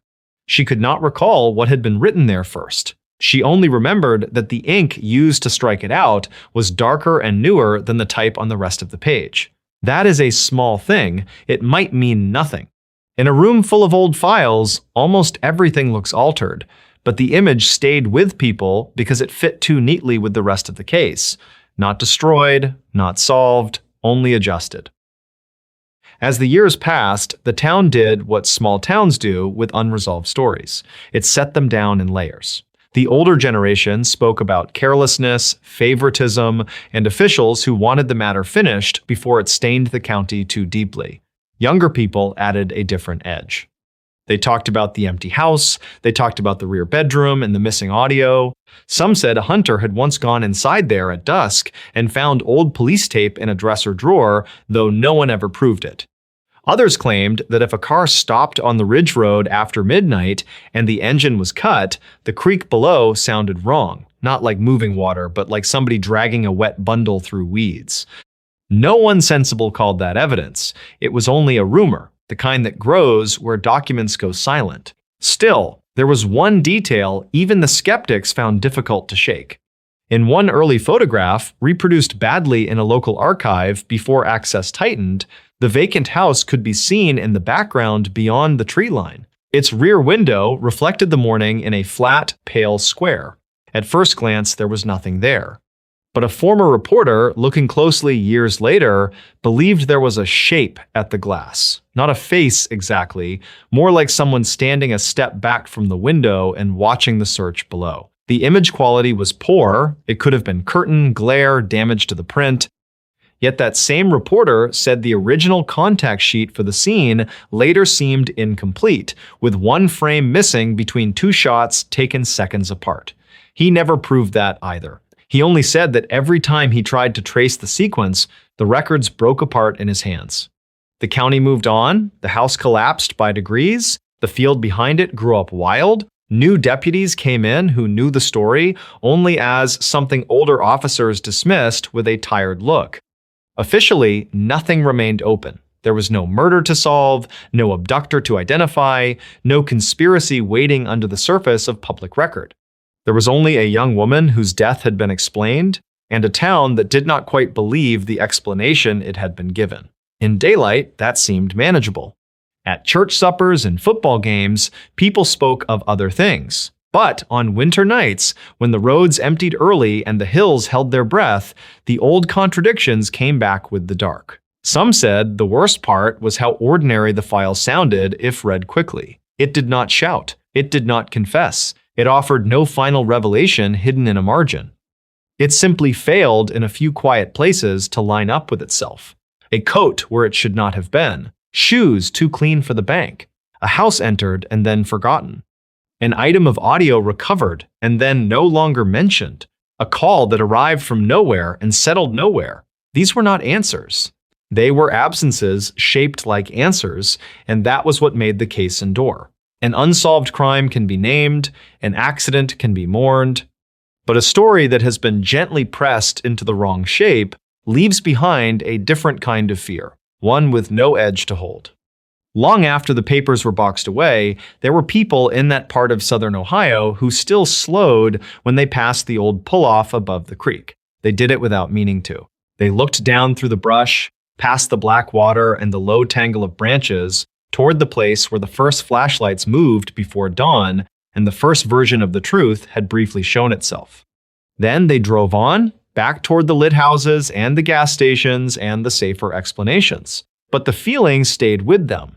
Not that something supernatural had happened there, not even that the town had uncovered a monster and hidden it, only that somewhere in the first hours, before the signatures and the final ruling, somebody had seen one detail too many, and that detail had been trimmed away so the rest could close around it. What remained was smaller than a haunting and colder than a legend.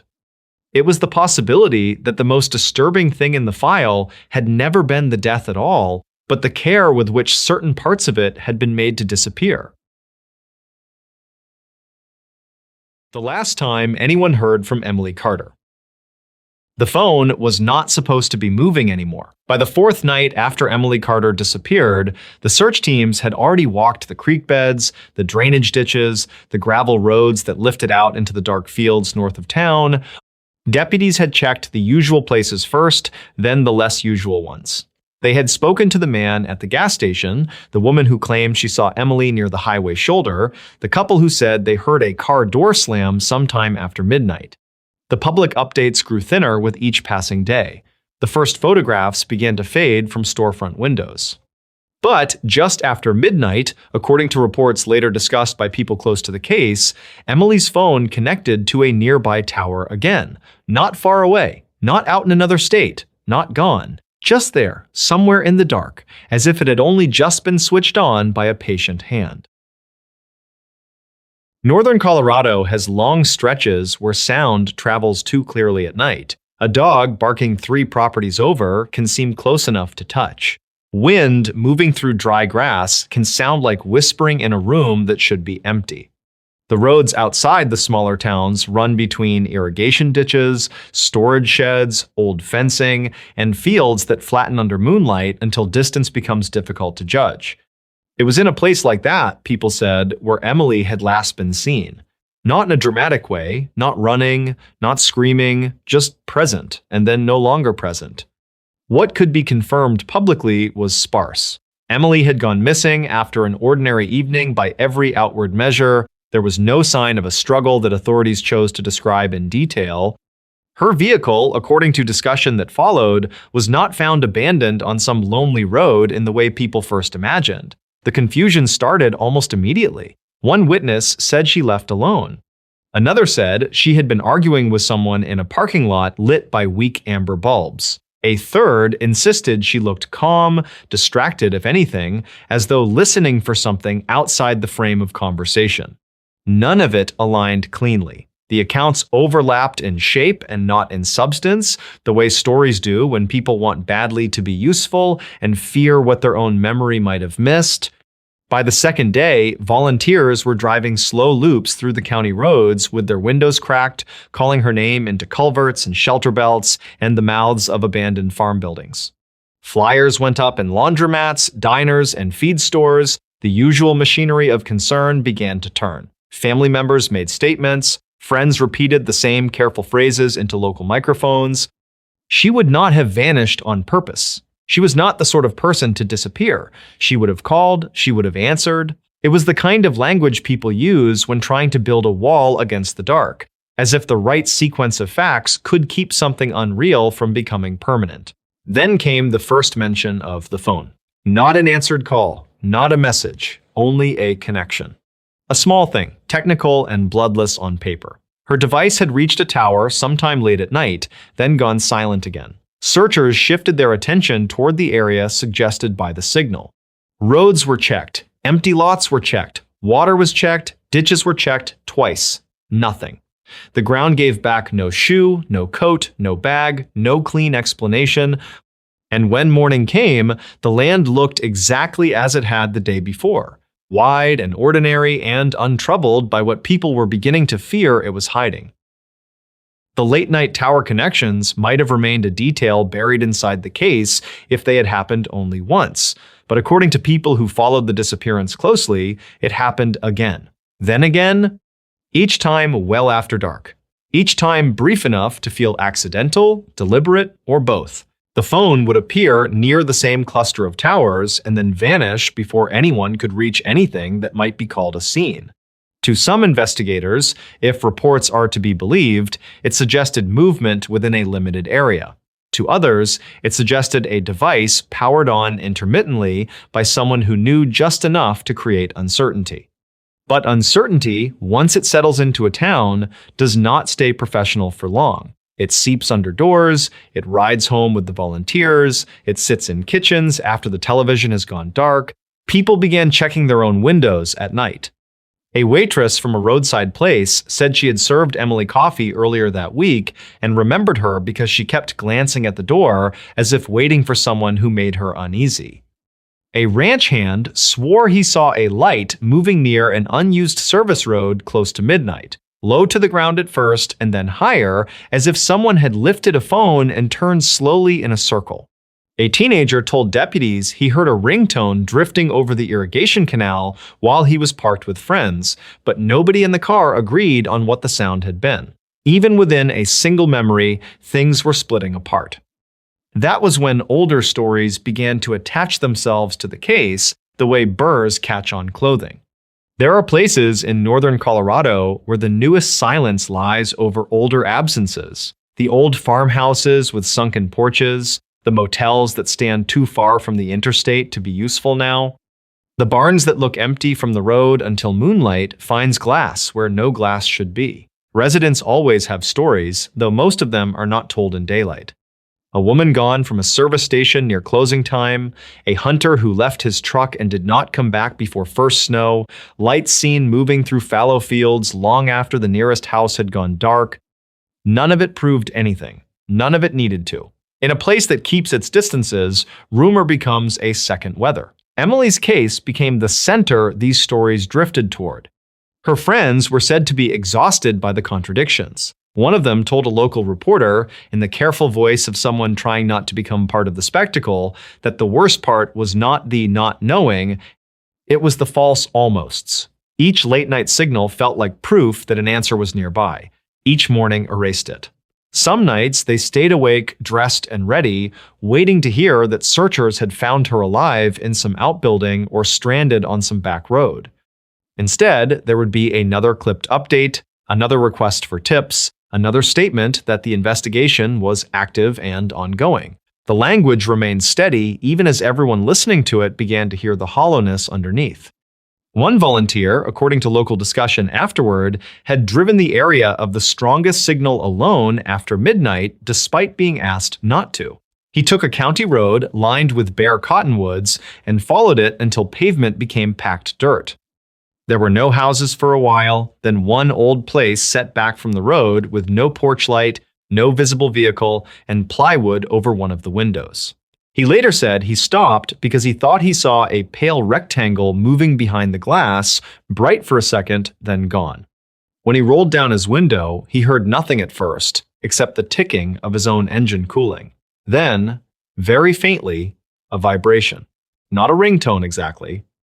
More like a phone set to silent and left on a hard surface somewhere inside the dark. He did not go in. He told himself he was being foolish. He drove back toward town and reported it the next day, ashamed of how uncertain he sounded even to himself. By then, the phone had connected on another night. Always late, always brief, always enough. Technicians could explain the basics. A device could wake for many reasons. Battery fluctuations, environmental interference, limited handshakes with the network, delayed behavior not always meaningful to a layperson. People repeated these explanations because they needed them. But explanations only work as far as the pattern allows. This pattern did not spread out randomly across daylight hours. It did not drift county to county. It happened at night, in a narrow band of darkness, as if something waited for the town to become still before letting the signal rise. The most disturbing detail never appeared in any official release, but it survived in conversation because it had the shape of something that should not be true. According to those who claim to know, Emily's voicemail changed sometime after the disappearance, not the greeting itself, the space after it. Callers began to say there was a sound underneath the silence, so faint they first mistook it for the hiss of a poor connection. Then, one of Emily's cousins listened to it more than once and said it sounded like wind passing through a narrow opening with a hollow knock at uneven intervals, as though something loose were striking wood somewhere nearby. Another person insisted there was breathing, another said they heard water. Each listener found a different horror inside the same static. That may have been grief, it may have been suggestion, but after that, some family friends stopped calling altogether. The witness statements only grew stranger as they were repeated.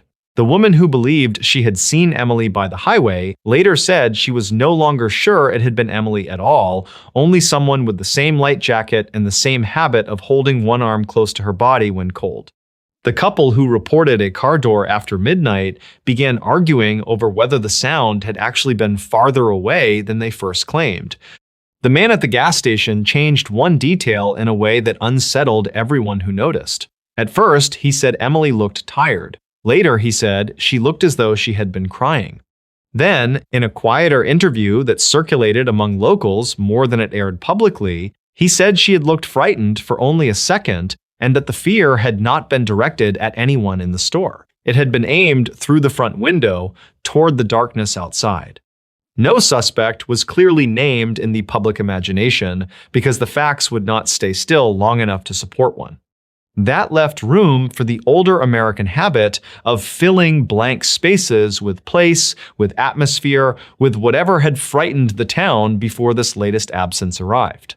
People pointed to the isolated structures beyond the main roads. They spoke of storage units, disused farm equipment, sheds, hunting cabins no one checked until deep winter. Some remembered older cases from other states, stories of missing people whose belongings lingered longer in the landscape than their bodies did. Others spoke more softly, and only at home, about the way certain roads seemed to collect trouble. A person could drive them 100 times in daylight and feel nothing. Then, one night, the same road would seem to turn its face and show some other character entirely. Searchers kept going. They searched by morning and by dusk. They searched on foot and in vehicles. They searched places no one wanted to search. The weather shifted in small Colorado ways, cold enough before dawn to sting the lungs, then thin sunlight over the fields, then evening coming on too quickly. Boots pressed new patterns into mud that dried and cracked by the next day. Tape fluttered where officers had marked off areas and then, once cleared, removed themselves from them. In photographs taken from the roadside, the landscape looked open. Standing inside it was different. Inside it, every ditch had depth. Every cluster of trees held shadow long after the rest of the ground had gone pale. A deputy was said to have remarked, off the record and long after, that the worst searches were the ones conducted in nearly complete silence. Not because silence was eerie in itself, but because it changed the rhythm of expectation. A person walking through brush begins to hear every small disturbance as meaningful. A scrape becomes a footstep. A bird lifting out of weeds becomes movement. The mind begins to prepare for discovery over and over, and each time it finds only more land. Emily's search, by those accounts, had that feeling. Not dramatic, not cinematic. Only prolonged, cold disappointment broken at intervals by the tiny cruelty of electronic hope. Then a rancher reported seeing a light. He was closing a gate not far from one of the tower areas when he noticed a glow in the distance, low and blue-white, blinking between stands of scrub. He assumed at first it was another volunteer, though by then official searches had been scaled back at night. The light vanished, reappeared farther along, vanished again. He called out once, no answer. By the time he reached the fence line nearest the glow, it was gone. He later said what unsettled him most was not the distance or the darkness, but the height of it. Too low for someone walking with a flashlight. About right, he thought afterward, for a phone being carried loosely at thigh level. After that report, people began keeping track of the time. Just after midnight, a little before 1 a.m., closer to 2 on one occasion, depending on which account was believed. The pattern narrowed into ritual. It was as if Emily's disappearance had not ended in a single moment, but was still occurring in fragments every night. A signal, a light, a sound, then nothing by dawn. Emily's mother, according to people close to the family, stopped sleeping in her bedroom and moved to the living room sofa because it was nearer the front window. She did not say she expected Emily to come walking up the driveway. She was too practical for language like that. But practical people also leave lamps on for reasons they do not discuss. She kept her phone on the coffee table with the sound turned high. She answered every unknown number. Sometimes she would wake certain she had heard the vibration of a call and find the screen dark, the room washed in that thin pre-dawn color that makes furniture look abandoned. Once, very late, she reportedly received a burst of silence long enough to make her say Emily's name twice into the line before the connection dropped. Whether it was a real event, a wrong number, or a story changed by repetition is impossible to say. In missing person cases, grief does not merely remember, it edits. The house Emily had left behind became another quiet center of the case. Friends came and went at first, gathering clothes, feeding pets if there were pets, checking drawers for anything that might help. Later, the visits slowed. The rooms settled. A cup remained where it had been set down. A charger stayed plugged into the wall with nothing attached to it. Shoes weighted by a door that no longer opened for the person who had worn them. It is often the ordinary objects that make a disappearance feel least survivable. Not blood, not drama. Just a brush with hair still caught in it. A receipt folded into a coat pocket. The pale square on a nightstand where a phone used to charge before someone took it into the dark. Weeks passed, if later retellings are accurate, without the case becoming clearer. Public interest rose and fell. The flyers weathered. Tape marks on certain windows faded. New events in other places pulled attention away, but local memory held on to the tower connections because they resisted the comfort of finality. If Emily's phone had gone dead at once, people could have folded that fact into the bleak arithmetic of disappearance.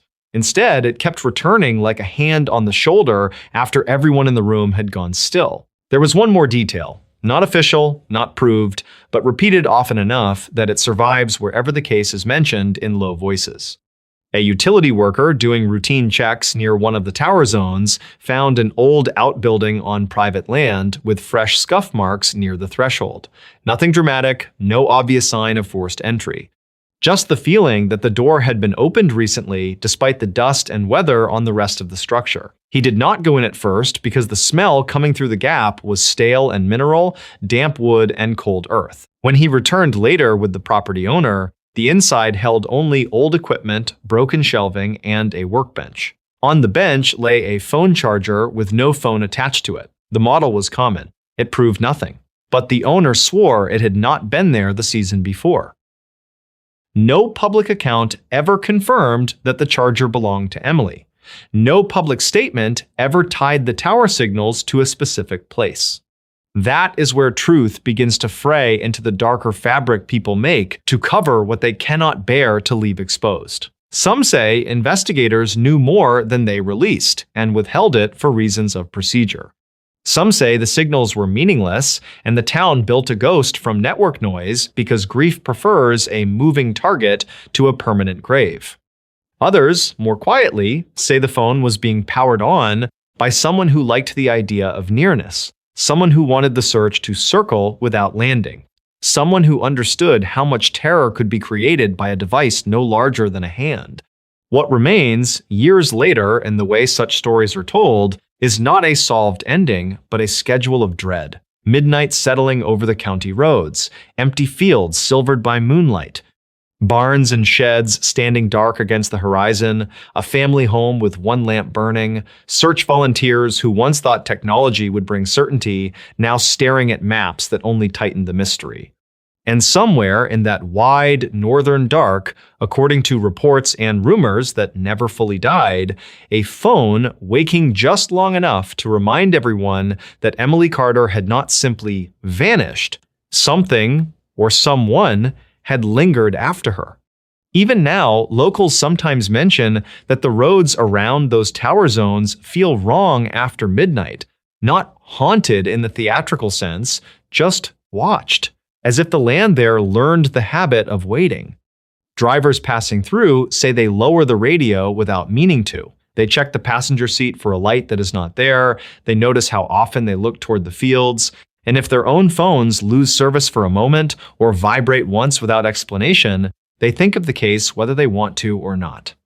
Because the last time anyone was certain they heard from Emily Carter was not a voice, not a cry for help, not a message that could be saved and replayed. It was only a brief, cold acknowledgement from the dark.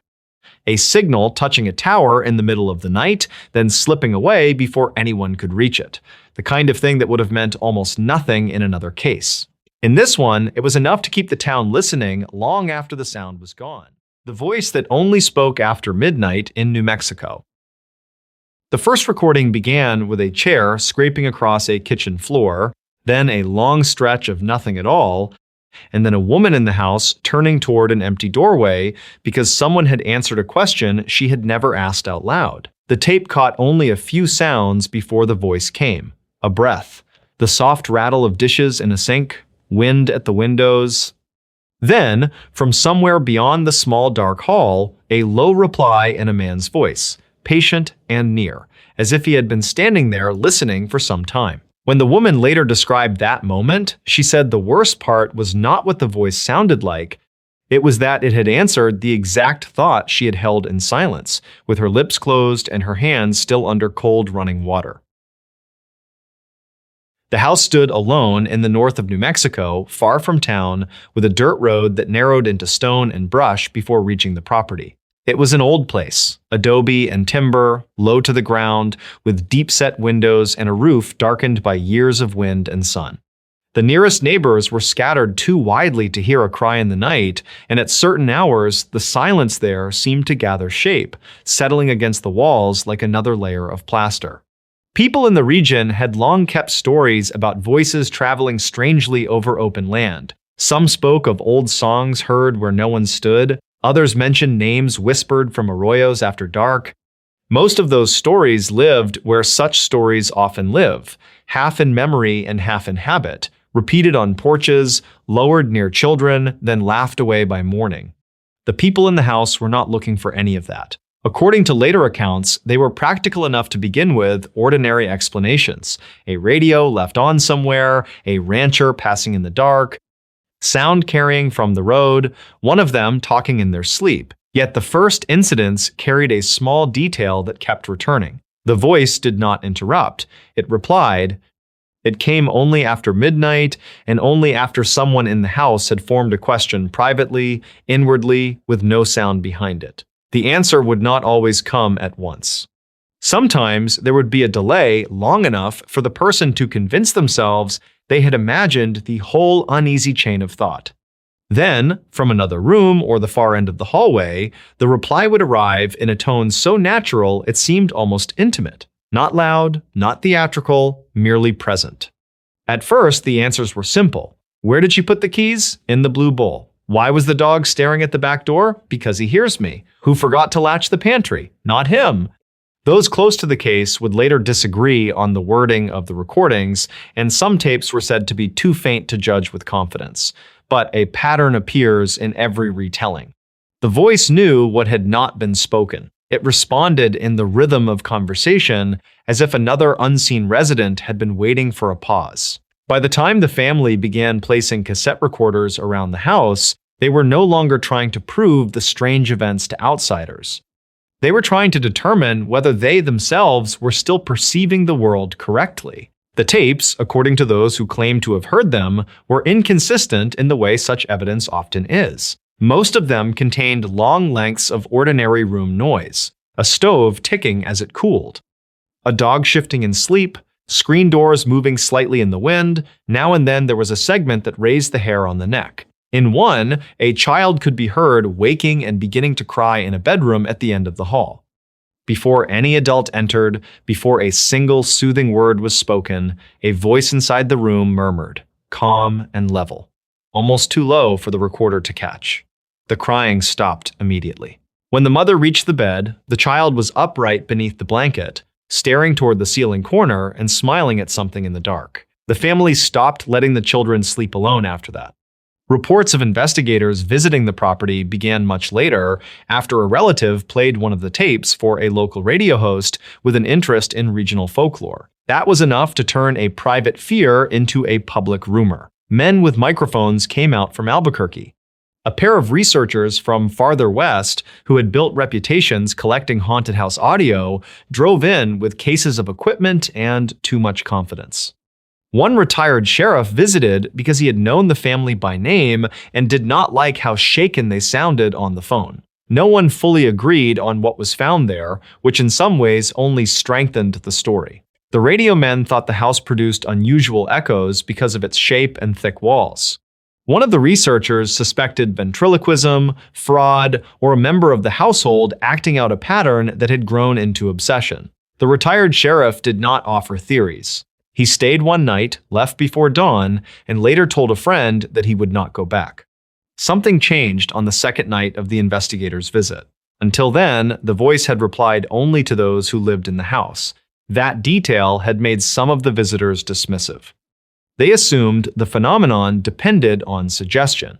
The researchers set up their machines in the kitchen, checked battery levels, mapped cold spots, and spoke softly about signal interference and shared delusion. Near midnight, one of them sat alone at the table, writing notes by lamplight while the others smoked outside. He later claimed he had been thinking, with some irritation, that the case had been exaggerated by frightened people who needed the company of strangers. He did not speak, he did not sigh, he merely wrote the thought in his head as one writes a sentence on an unseen wall. From the hallway behind him came a quiet response. Then go home. He turned so suddenly the chair legs snapped against the tile. The others heard that sound and came inside. On the tape, there was no question, no lead-in, no human voice from the table. Only the scratch of the investigator's pencil, then the answer from the hall, clear enough that even skeptics later admitted it was difficult to dismiss. The phrasing was flat, not angry, not threatening. It sounded almost weary, as though whatever spoke had already endured too much of the living and wished to be left in peace. That recording was the one most often discussed, but it was not the one that ended the visits. The most disturbing account came from the woman who lived in the house and from the investigator who had thought privately at the kitchen table.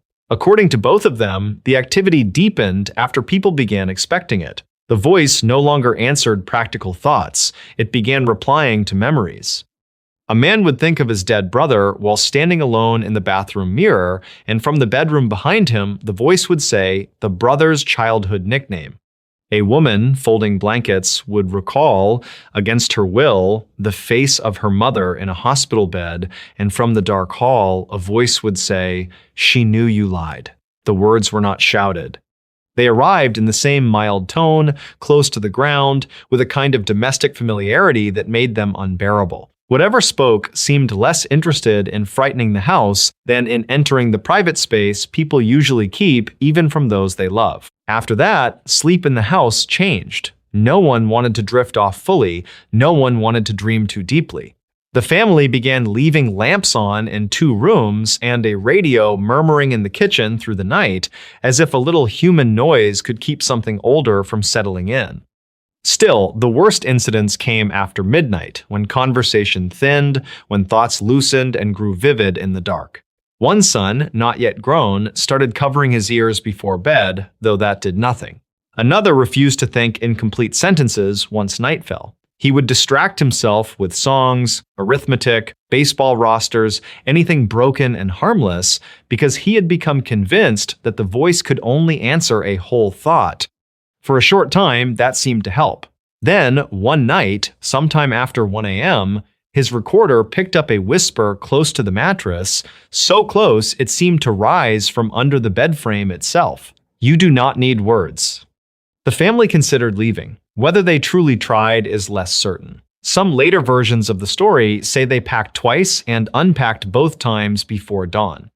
Others say the oldest woman in the household refused to go because the land had belonged to the family in one form or another for years beyond easy counting, and she would not be turned out by wind, rumor, or devil's play. There was also a local belief, mentioned quietly by one of the visitors, that certain places in the high desert do not improve when abandoned. A trouble in an empty house does not fade, according to that belief. It grows simpler, freer. It waits for whatever comes next. More tapes were made, several were lost, some were said to have been copied and passed around privately in the region. A few descriptions remain. In one, there is the sound of a pot falling in the kitchen, though nobody enters the room.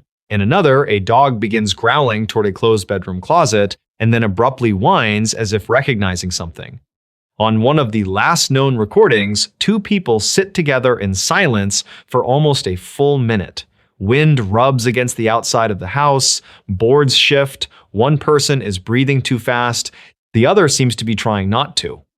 Then a man's voice from the ceiling or the hallway or the next room, impossible to place, says, in a tone almost conversational, "You should not think of the well." No one on the tape had mentioned a well. There was one, though, old, dry, capped with timber, some distance behind the house where the ground dipped away into brush and stone. It had not been used in years. The children had been warned away from it so often that it had faded into the scenery, just another hazard in a place full of thorns, nails, rusted wire, and sudden holes in the earth. After the recording, the family went out there in daylight with 2 of the investigators and the retired sheriff, though he had said he was done with the matter. The cover looked undisturbed, The boards were gray and warped, with iron fittings stained dark by weather. When they pried the top loose, a smell rose from below, so old and damp it seemed unrelated to the desert itself. Not rot exactly, not earth, just stillness, held too long underground. The well was not deep enough to hide a body, some said. Others disagreed. Nothing publicly confirmed was ever recovered from it, and later retellings drift apart wildly at this point, as such stories do. One version claims they found only water-blackened debris and the bones of small animals. Another says there were signs the shaft had once been extended and filled in. A third insists that when one of the men leaned over with a lantern, the tape recorder clipped with a sound like someone speaking directly into the microphone from beneath the earth, though no words could be separated. There is no firm record to settle the question. What survived was the effect.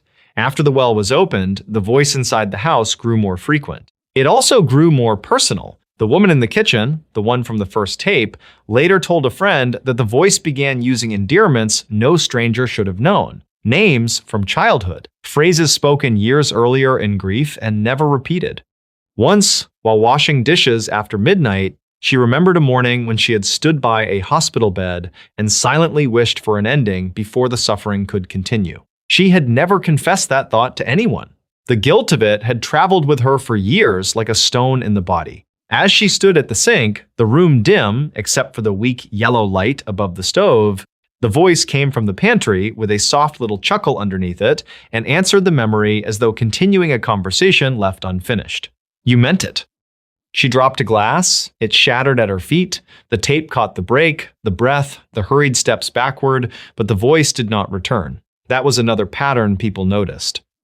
It said only what was needed. It did not ramble, it did not plead, it did not perform. It left the rest in silence.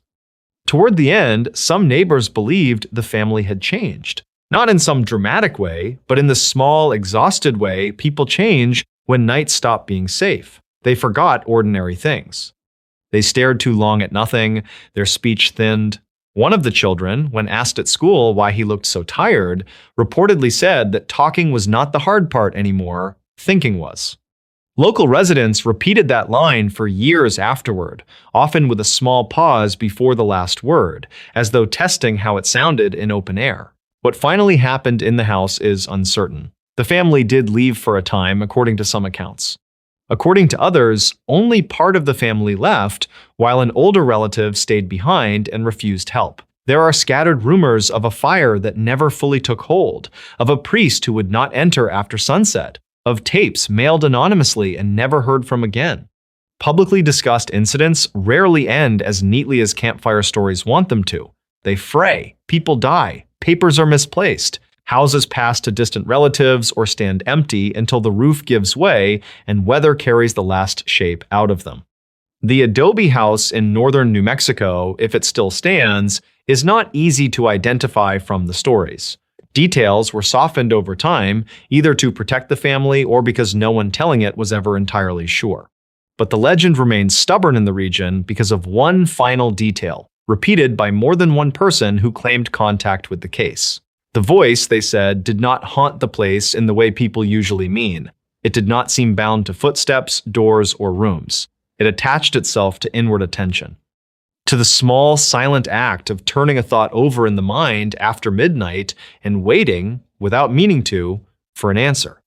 Years later, copies of the surviving recordings were said to circulate in private hands, usually played low, usually after dark, and almost never all the way through. People who heard them disagreed about what the voice said, and some heard nothing unusual at all. Yet, now and then, someone would stop the tape before it ended and ask for the player to be shut off. Not because of the sound itself, they would explain, but because of what arrived in the room afterward. The feeling that a conversation had started somewhere nearby. The strange reluctance to think too clearly. The cold impression that the silence around them was not empty silence, but listening silence. And in some versions of the story, the last tape ends with no voice at all, only a room after midnight, a faint mechanical hiss, the breathing of someone trying very hard to keep their thoughts shapeless. Then, after a long minute, the recorder is switched off by a hand that never comes into view. And just before the click, so low it could be dust crossing the microphone, there is the suggestion of one final reply, spoken to something no one else can hear yet. An Ontario forest camera captured something after midnight. The sequence of photographs began at 2:14 in the morning. David sat alone at his small kitchen table, the pale glow of the laptop screen casting long, distorted shadows across the empty room as he slowly clicked through the silent captures from trail camera number 4. The first 3 images showed nothing but the dark, freezing timber of the provincial wilderness, illuminated only by the harsh, flat burst of the infrared flash. But the 4th image, time-stamped 2:17 a.m., contained a pale, smeared blur at the extreme edge of the tree line.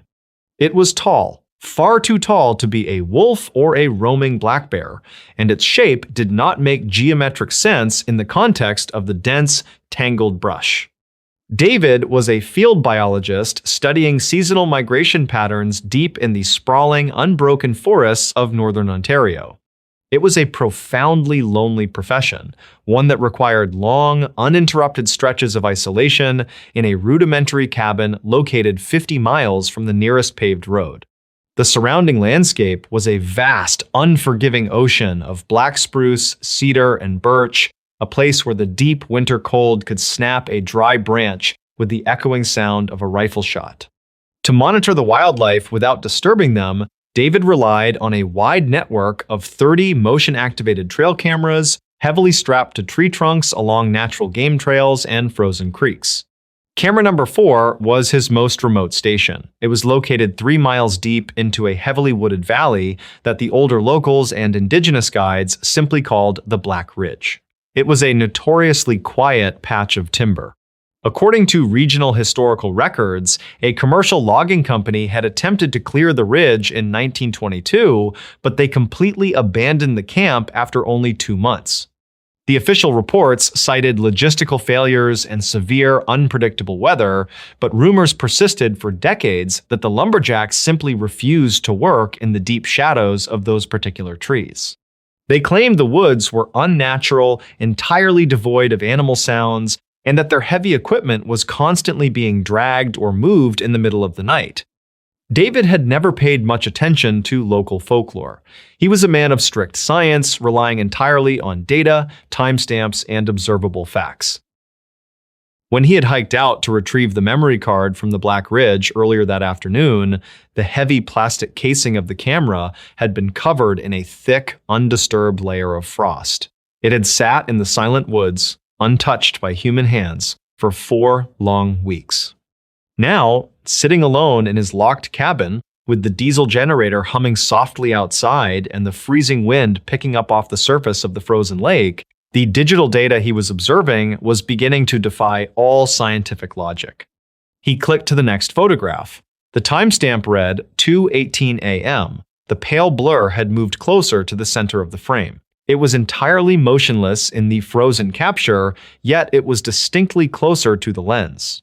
The camera's infrared sensor rendered everything in stark, ghostly shades of gray, black, and white, and whatever this entity was, it reflected the invisible flash with an unnatural, sickening intensity. It looked like a towering figure wrapped in something damp and ragged, or perhaps something that had no clear defining physical edges. Its limbs, if they could accurately be called limbs, seemed terribly long, bending at subtle, wrong angles that defied the natural mechanics of bone and joint. David zoomed in on the image, leaning closer to the monitor, watching the pixels dissolve into grainy white noise. A cold, prickling sensation crept slowly up the back of his neck. He glanced up from the screen, his eyes darting toward the cabin window. Beyond the thick glass, the night was absolute, suffocating black. He suddenly felt acutely aware of exactly how far he was from any other living human being. If he were to scream, the sound would simply be swallowed by the millions of silent trees surrounding him. He swallowed hard, his throat dry, forced his eyes back to the glowing screen, and pressed the right arrow key. According to the digital data embedded in the image files, the motion sensor was being triggered precisely every 60 seconds. A passing deer, a A lynx, or even a wandering moose, would have walked through the narrow frame and vanished into the brush within moments. But this presence was intentionally lingering. It was deliberately staying within the camera's narrow field of view. He clicked forward. 2:19 a.m., 2:20 a.m., 2:21 a.m. In each successive photograph, the pale figure shifted slightly, inching agonizingly closer to the hidden lens. The movement was entirely linear, a slow, methodical approach entirely devoid of the erratic, nervous caution of a wild animal. By 2:24 a.m., the pale mass occupied the entire left half of the image. The face, if it possessed a face, was completely obscured by a smooth, featureless stretch of pale, tightly stretched gray. There were no reflective eyes catching the infrared light, no snout, no visible ears. Yet, the overall posture of the towering thing suggested a terrifyingly intense focus. It was looking directly down into the lens. It was observing the small, blinking red light of the motion sensor just as intently as the camera was observing it.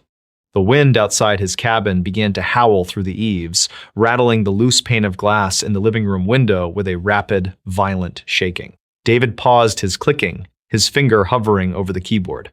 He listened to the bitter draft whistling through the log walls, a sound he had heard 1,000 times before, but tonight it sounded hollow, almost mournful in the dark. The cast-iron wood stove in the corner of the room popped loudly, making his shoulders jump. He rubbed his tired eyes, trying desperately to rationalize what he was looking at. He told himself it was a technical artifact of the flash, a trick of falling snow and deep shadows, a piece of birch bark caught in a spiderweb directly in front of the lens. He looked back at the screen. The timestamp on the next file was 2:30 a.m. A gap of exactly 6 minutes had passed where the camera had captured absolutely nothing. He hesitated for a long moment before pressing the key. The image captured at 2:30 a.m. was almost entirely blinding white. At first, David thought the camera had finally malfunctioned, completely blinded by a sudden flurry of heavy snow reflecting the intense flash. But as his eyes slowly adjusted to the harsh contrast, his breath caught sharply in his throat. He realized the white mass filling the screen was the actual surface of the thing itself. It was standing mere inches from the camera lens. The physical texture of it was entirely wrong. It did not look like rough fabric, nor did it look like thick animal fur. It looked like stretched, damp parchment, pulled agonizingly tight over an unseen, shifting frame. Near the upper right corner of the frame, there was a dark, cavernous void. A jagged, asymmetrical tear in the pale mass that faintly resembled a hollow, silently screaming mouth. And behind that terrible void, the dark outline of the familiar pine trees was completely blocked out. The entity was massive. It was entirely suffocating the camera. David pushed his wooden chair heavily back from the table. The scraping sound across the floorboards echoed far too loudly in the silent, empty cabin. He stood up, pacing the small confines of the kitchen, his heart hammering rhythmically against his ribs. He tried to build a logical, scientific explanation. Perhaps a large white owl had swooped down and temporarily covered the lens with its massive wing. Perhaps a wandering moose had pressed its wet nose directly against the plastic casing. He repeated these logical scenarios in his mind, trying to anchor himself firmly to reality, but the logic felt incredibly fragile. An owl would not have taken 16 minutes to slowly approach the camera from the distant tree line. A moose would have triggered the sensitive motion sensor with its massive bulk long before it ever reached the lens. He forced himself to sit back down in the wooden chair. There were still 22 unread photos left in the designated computer folder. He took a slow, shaky breath and pressed the arrow key. 2:31 a.m. The lens was perfectly clear again. The pale, suffocating figure was entirely gone. The forest looked perfectly normal. An empty, mundane corridor of dark evergreens standing silent in the freezing night. David let out a long, heavy breath, feeling a sudden, rushing wave of profound relief wash over him. It was gone. Whatever the anomaly was, it had finally moved on. He clicked to the next image, expecting to see nothing but empty, static woods until dawn. The timestamp read 2:32 a.m. The woods were indeed still empty, but there was a single, terrifying detail in the lower right corner of the frame that immediately caught his attention. It was a fresh footprint pressed deep into the light dusting of snow on the forest floor. In the previous clear image, the snow had been completely undisturbed. Now there was a deep, elongated impression. It was far too long and wide to be a human boot, and it possessed no distinct toes, claws, or animal pads. It was simply a heavy, crushing, dragging mark that smeared roughly through the frost, deeply exposing the dark earth beneath.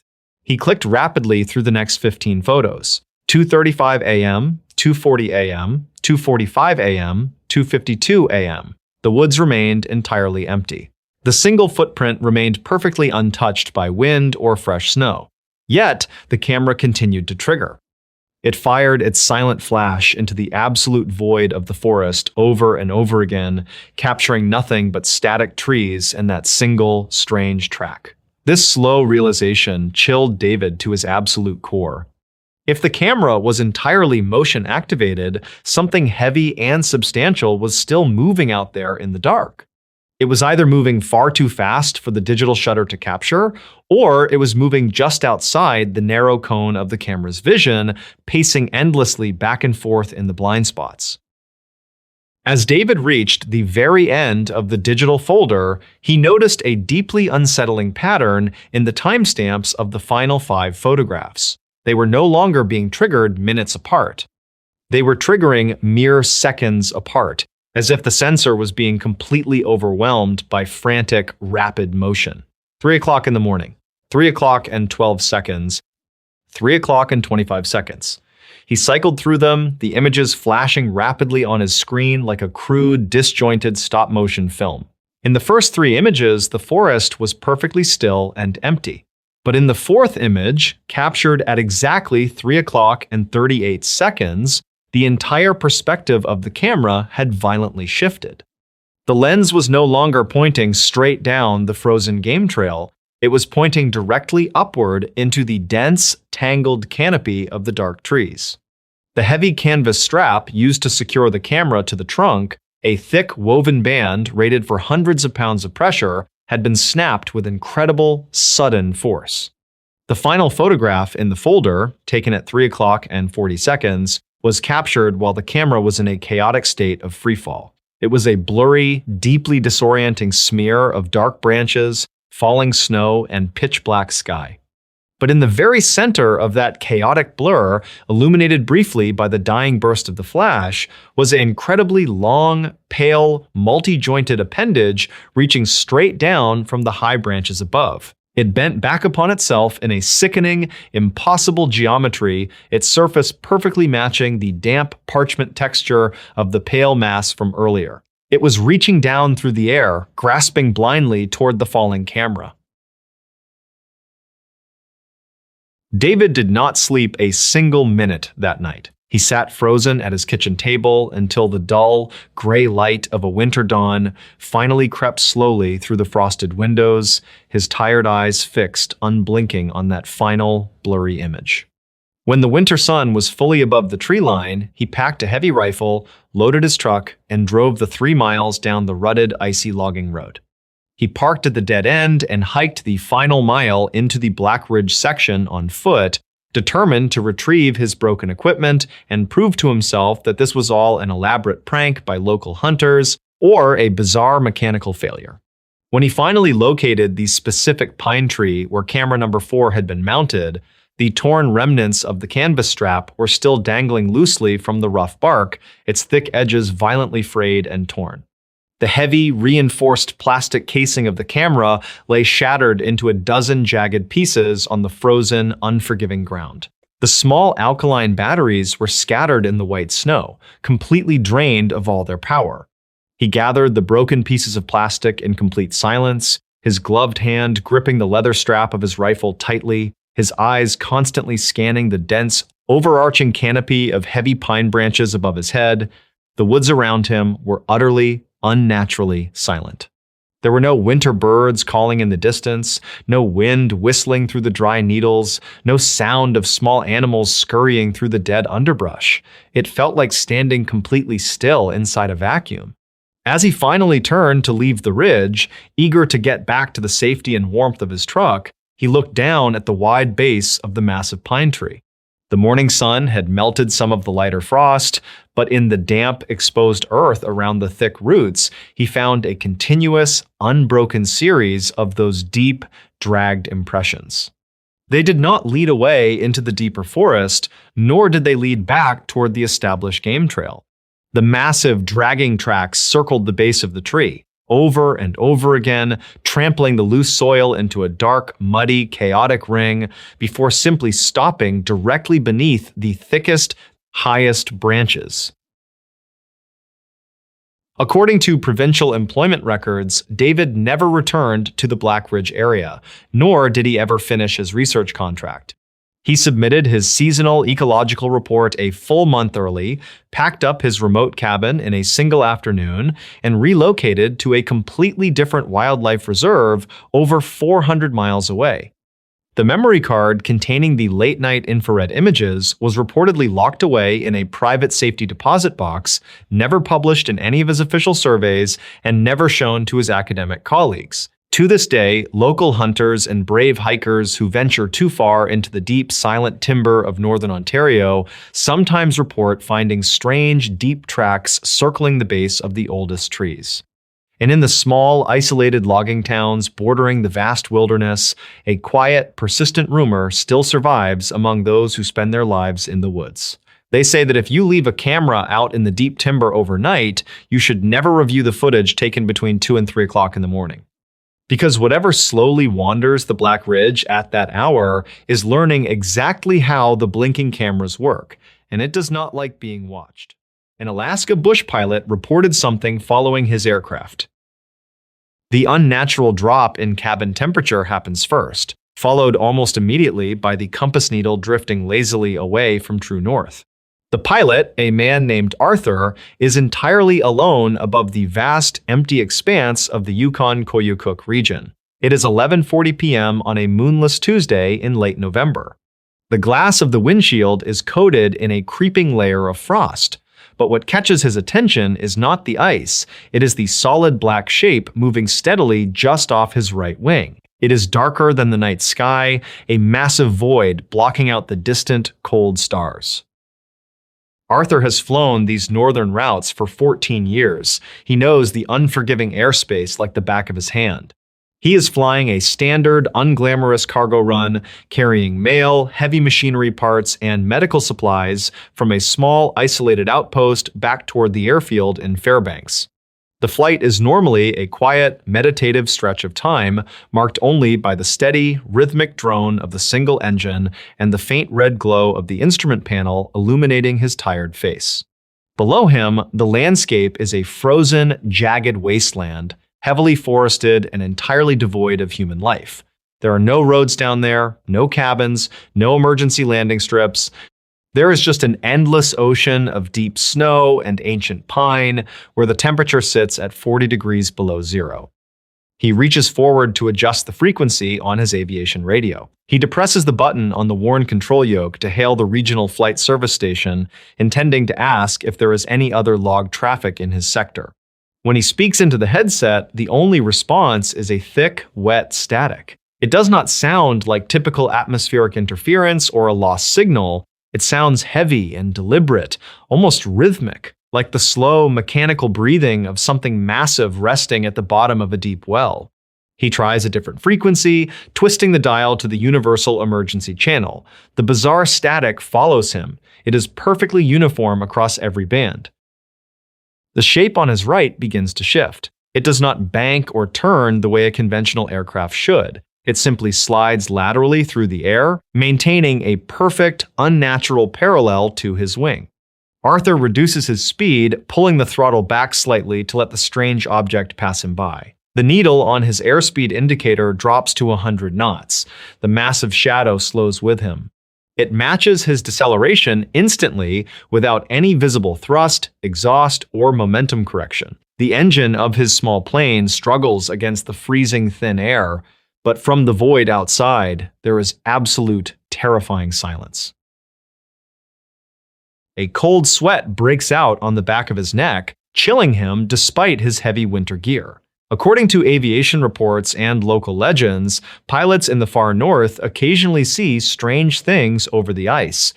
They see ice crystals reflecting moonlight, classified military test flights out of distant bases, or the aurora borealis playing tricks on tired eyes. But there is no moonlight tonight, and no military aircraft flies without strobe lights while hugging the side of a civilian plane in the dead of winter.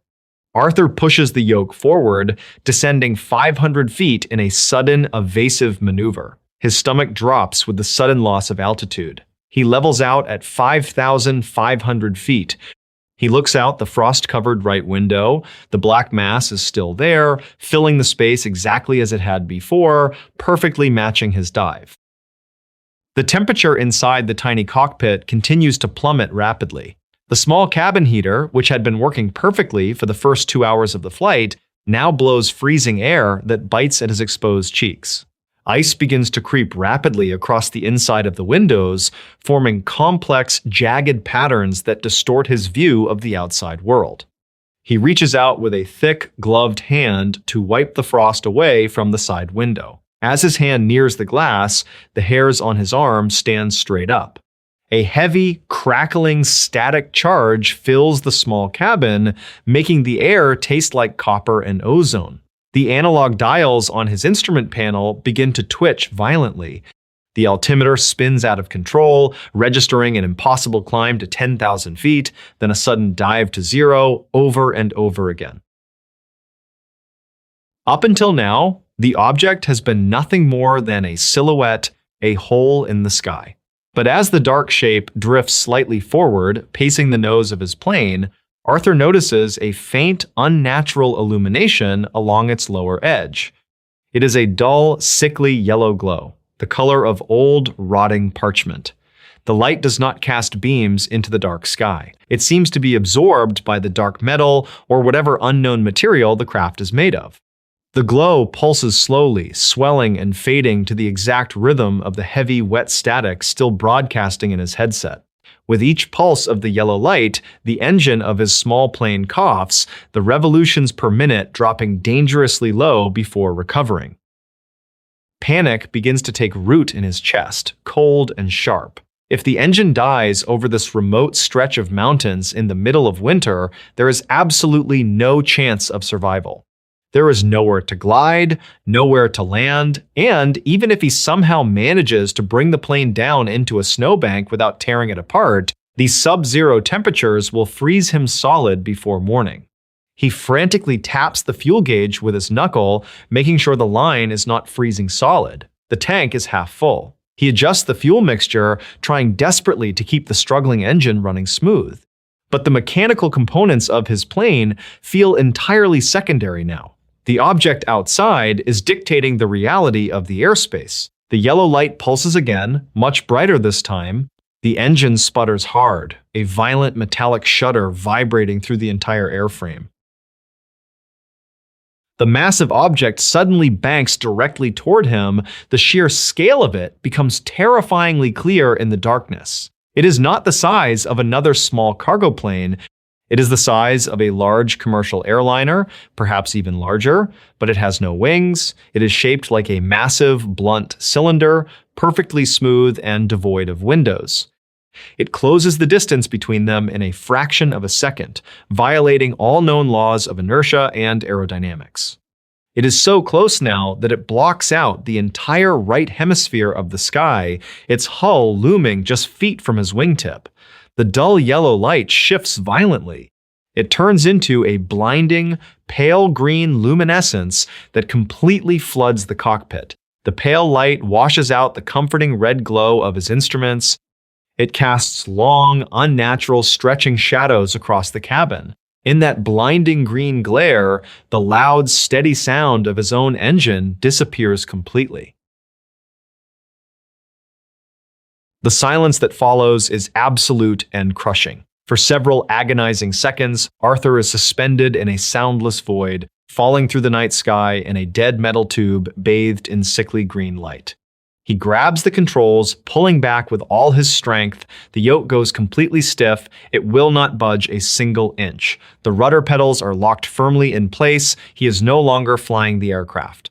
He is a helpless passenger in his own plane, trapped in a silent, invisible grip of unknown origin, plummeting quietly toward the jagged mountain peaks hidden in the dark below. He waits for the inevitable impact.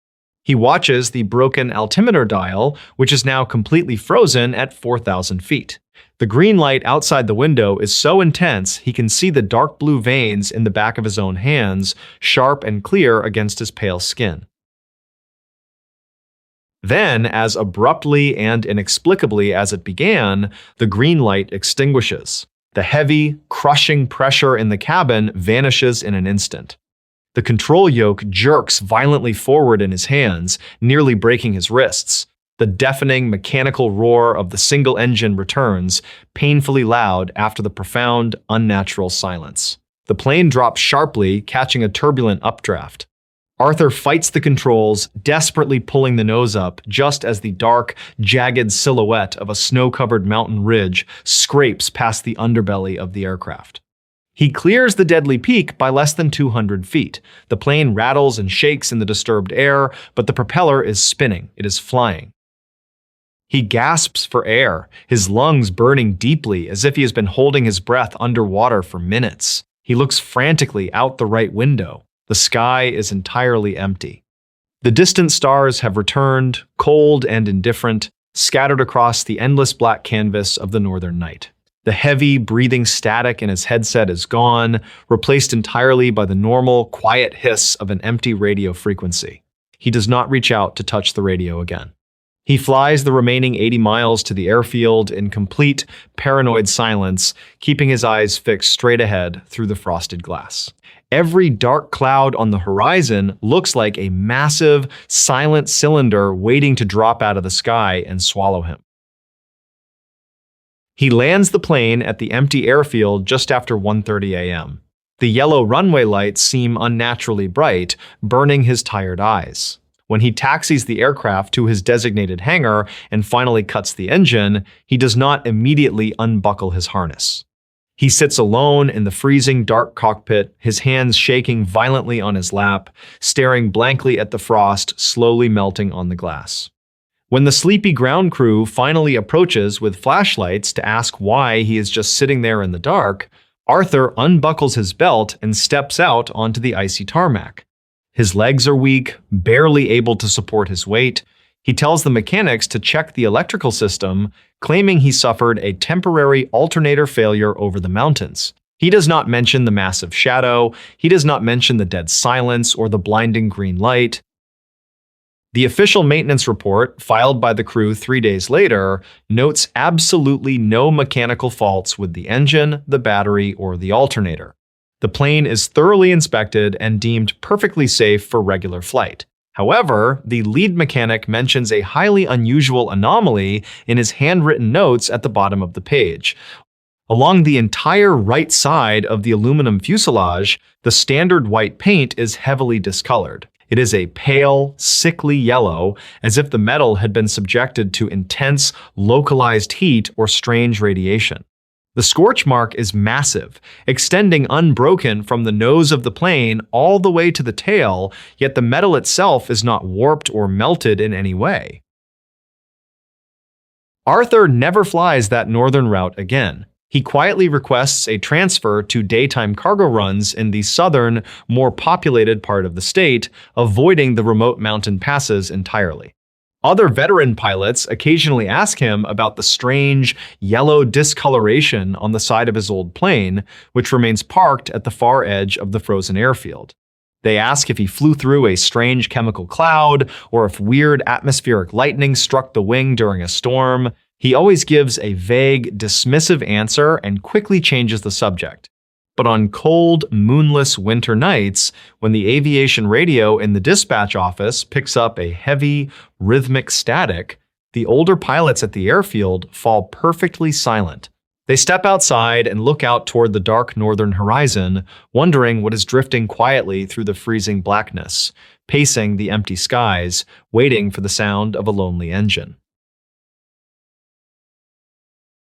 Next story. The Siege of the Little Men.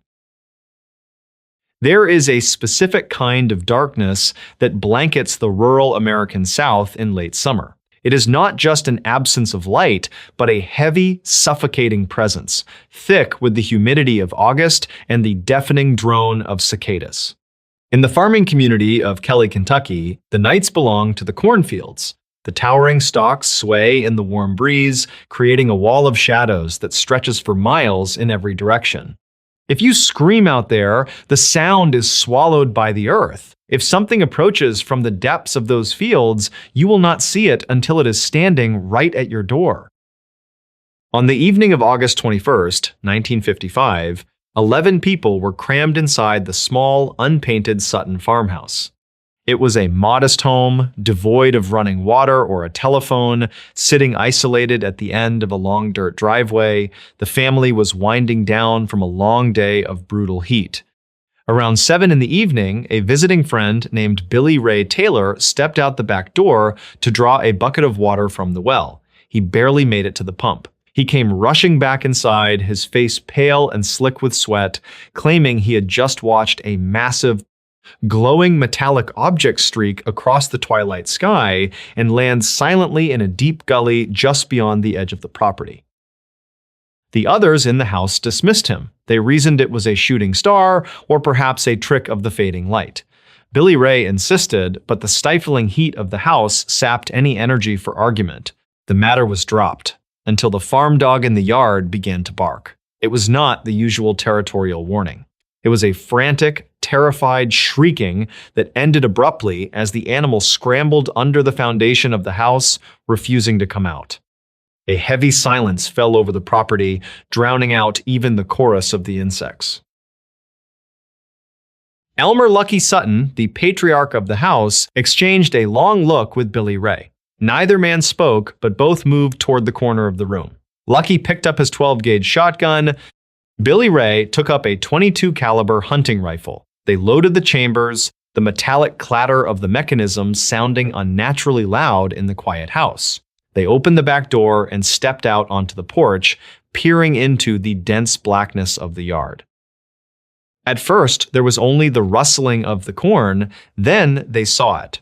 Emerging from the tree line, roughly 40 feet away, was a faint, luminous glow. As it moved closer, the glow took the shape of a figure. It was small, perhaps 3 feet tall, with an oversized head and massive, glowing yellow eyes that sat flush against the sides of its face. Its arms were grotesquely long, spindly appendages ending in sharp talons that nearly dragged on the grass. The most unnatural thing was the way it moved. It did not walk. It seemed to float, gliding over the uneven ground with a swaying, weightless motion, its hands raised in the air as if surrendering, yet it kept coming steadily toward the men. Fear, primal and cold, gripped the two men. When the creature closed the distance to roughly 20 feet, Lucky raised the shotgun. At that range, a 12-gauge blast is utterly devastating. He pulled the trigger. The deafening roar of the gunshot shattered the quiet night, a massive burst of flame illuminating the yard. The buckshot struck the creature squarely in the chest. But there was no blood. There was no tearing of flesh. Instead, a sharp, ringing sound echoed across the yard. Tring. It sounded exactly like a bullet striking an empty metal bucket. The force of the blast flipped the creature backward in a somersault, but it did not scream. It merely righted itself, uninjured, and scrambled away into the deep shadows on all fours, moving with the terrifying speed of an insect. Lucky and Billy Ray backed into the house, slamming the wooden door and throwing the deadbolt. Panic erupted inside. The women grabbed the frightened children, dragging them into the center of the house, away from the exterior walls. The home had instantly transformed from a sanctuary into a wooden box, surrounded on all sides by an impenetrable dark. They turned off all the lamps, plunging the rooms into pitch blackness to avoid silhouetting themselves against the windows. The men positioned themselves at the glass, their hands trembling, gripping their weapons so tightly their knuckles ached. The siege had begun.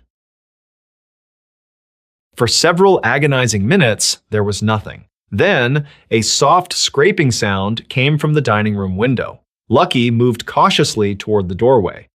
Framed in the glass, pressed directly against the pane, was a pale, glowing face. The enormous yellow eyes stared unblinking into the dark house.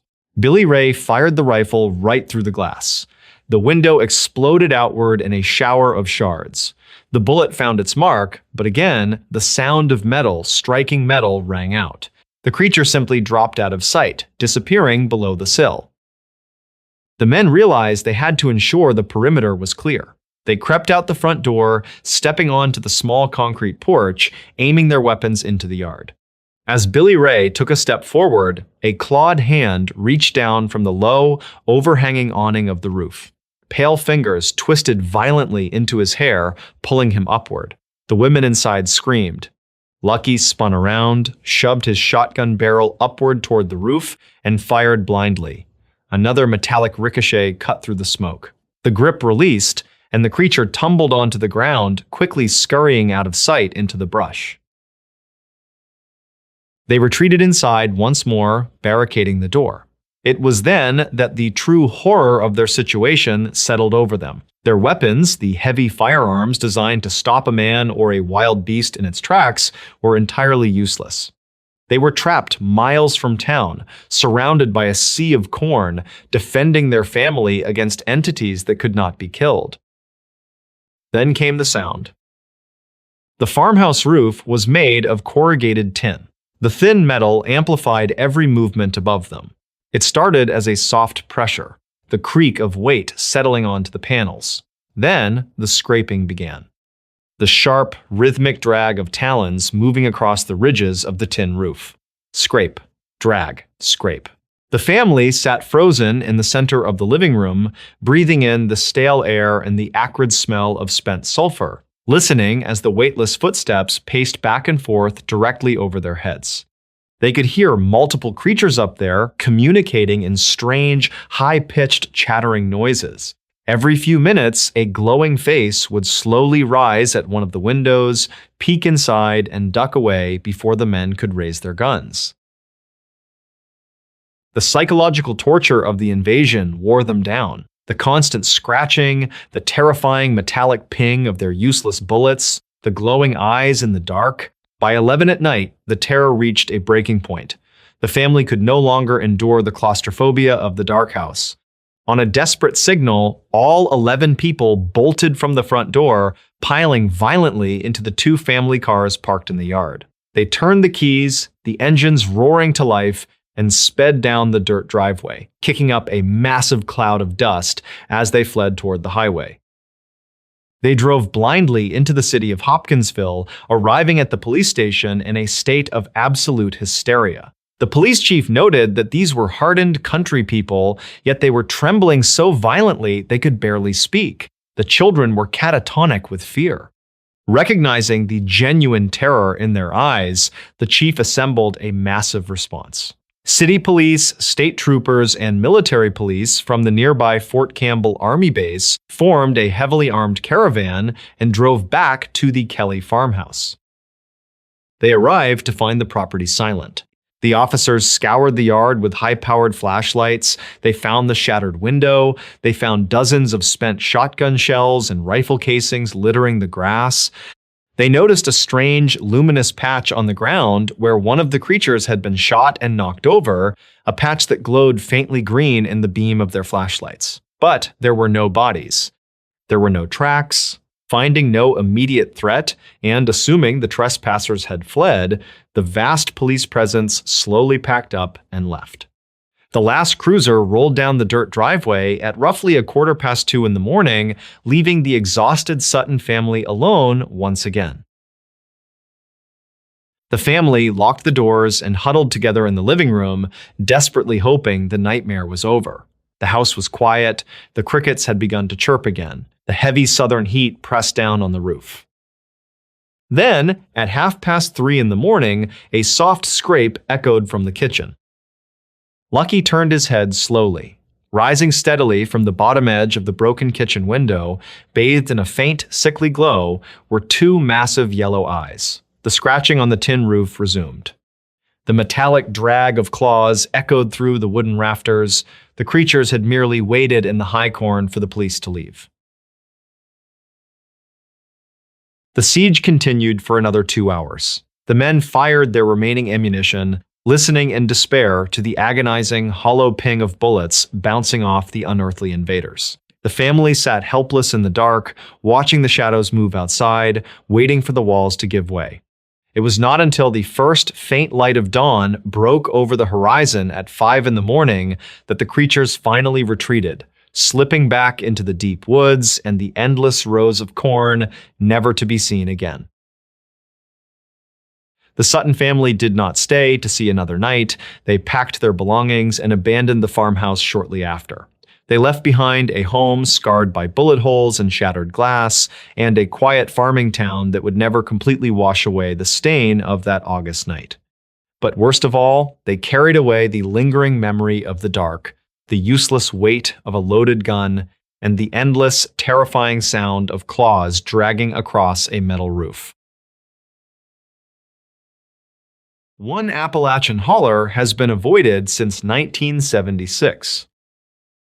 It began with the sudden and absolute silence of the tracking hounds. On a freezing November morning in 1976, a search party of 12 men walked into a narrow, deeply shadowed gorge at the base of Blacktop Ridge, looking for a family of 4 who had not been seen in town for 3 consecutive weeks. The dogs had been pulling hard on their heavy leather leashes, eager to trace the familiar scent of wood smoke, old canvas, and livestock. But as the men crossed the tree line into the permanent gloom of the hollow, the hounds simply sat down in the heavy frost. They did not whine, they did not bark at the empty woods. They stared directly into the dense thicket of black walnut trees, their ears pinned flat against their skulls, trembling violently and refusing to take another step forward into the dark. The locals of the county had always kept a respectful, quiet distance from the deep woods of the Appalachian Mountains. There was an unspoken understanding among the older generations that the jagged geography possessed a memory far older than the mining towns built on its edges. But the family living deep in the hollow had been there for over 2 decades. They were quiet, self-sufficient people who traded timber at the local mill and hunted white-tailed deer to survive the bitter mountain winters. According to county tax records from that era, their nearest neighbor lived exactly 4 miles away down a winding, unpaved dirt road. It was this isolated neighbor who finally walked to a payphone at a gas station and called the local dispatcher when the smoke stopped rising from the family's stone chimney and the echoing sounds of their chopping axes ceased entirely. When the search party realized the dogs would not move, they made the decision to leave the paralyzed animals tied securely to a rusted steel guardrail near the main highway. As soon as the men stepped past the tree line without the hounds, the atmosphere within the forest shifted violently. Witnesses later reported in private journals that the temperature within the hollow dropped drastically, plunging far beyond the normal seasonal chill. The heavy frost on the dead autumn leaves appeared unnaturally thick, coating the dark forest floor like jagged shards of broken glass. Every heavy boot step cracked loudly in the freezing cold air, yet the sound did not echo through the trees. The dense, interwoven canopy seemed to absorb the noise instantly, deadening the men's voices as they called out names into the thick, gray morning mist. For the first mile of the hike, the woods were merely quiet. But as they ventured deeper into the gorge, the natural landscape began to change in subtle, deeply unsettling ways. The typical sounds of a mountain morning, the chatter of gray squirrels, the rustling of black crows in the high branches, the wind pushing through the dried pine needles, were completely absent. The stagnant air tasted faintly of copper and old, overturned soil. Some investigators later suspected that the men were already experiencing a form of environmental sickness, a disorientation born from the sheer, suffocating silence of the deep woods, They walked in a tight, single-file formation, their hunting rifles unslung and held tightly against their heavy winter coats, instinctively scanning the empty trees.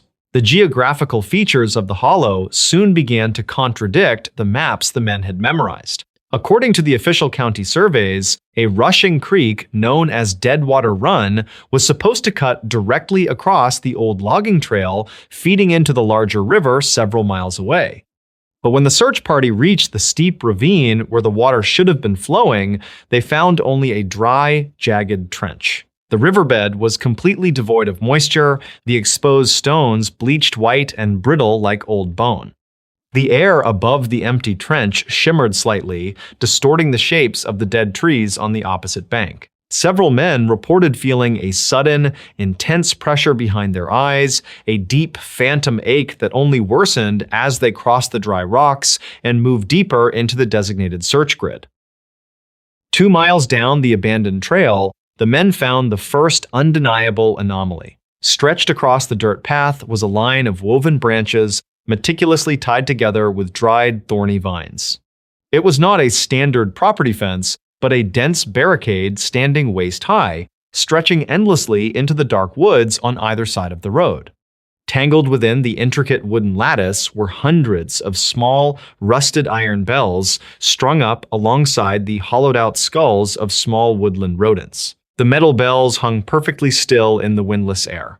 The men had to carefully dismantle a section to pass through, holding the rusted metal silent with their cold fingers, entirely unsure why a pragmatic, hard-working family would have spent days, perhaps weeks, constructing such a strange and extensive boundary line. Beyond the barricade of bones and bells, the forest looked entirely dead. The towering oak and pine trees had been violently stripped of their bark, leaving pale, bone-white trunks rising like skeletal fingers into the gray sky. According to the accounts passed down through the community, the woods here smelled sharply of ozone and sulfur, a heavy, metallic scent that burned the back of the throat and made their eyes water. The silence had deepened into a physical pressure against their eardrums, a quiet so heavy and absolute it felt like slowly descending into deep water. No one spoke. The urge to turn back was overwhelming, but the county sheriff pressed forward, leading them toward the clearing where the cabin was supposed to be. They reached the family homestead just before noon, though the sky above the hollow was so dark it looked like late evening. The wooden cabin stood at the center of a shallow, bowl-shaped depression surrounded by the towering dead pines. The heavy front door was wide open, swaying slightly on its rusted iron hinges without a breeze. There was no sign of a struggle, no blood, and no footprints in the thick frost leading away from the wooden porch. But scattered across the wide dirt clearing were dozens of personal items. Cast iron cooking pots, heavy winter coats, framed family photographs, steel hand tools, and thick wool blankets had been placed carefully on the frozen ground. They were arranged in perfect, mathematical concentric circles radiating outward from the front steps like ripples in a dark pond. As the sheriff cautiously approached the outer ring of the strange arrangement, he noticed a deeply unsettling detail about the objects. Every single item had been meticulously cleaned.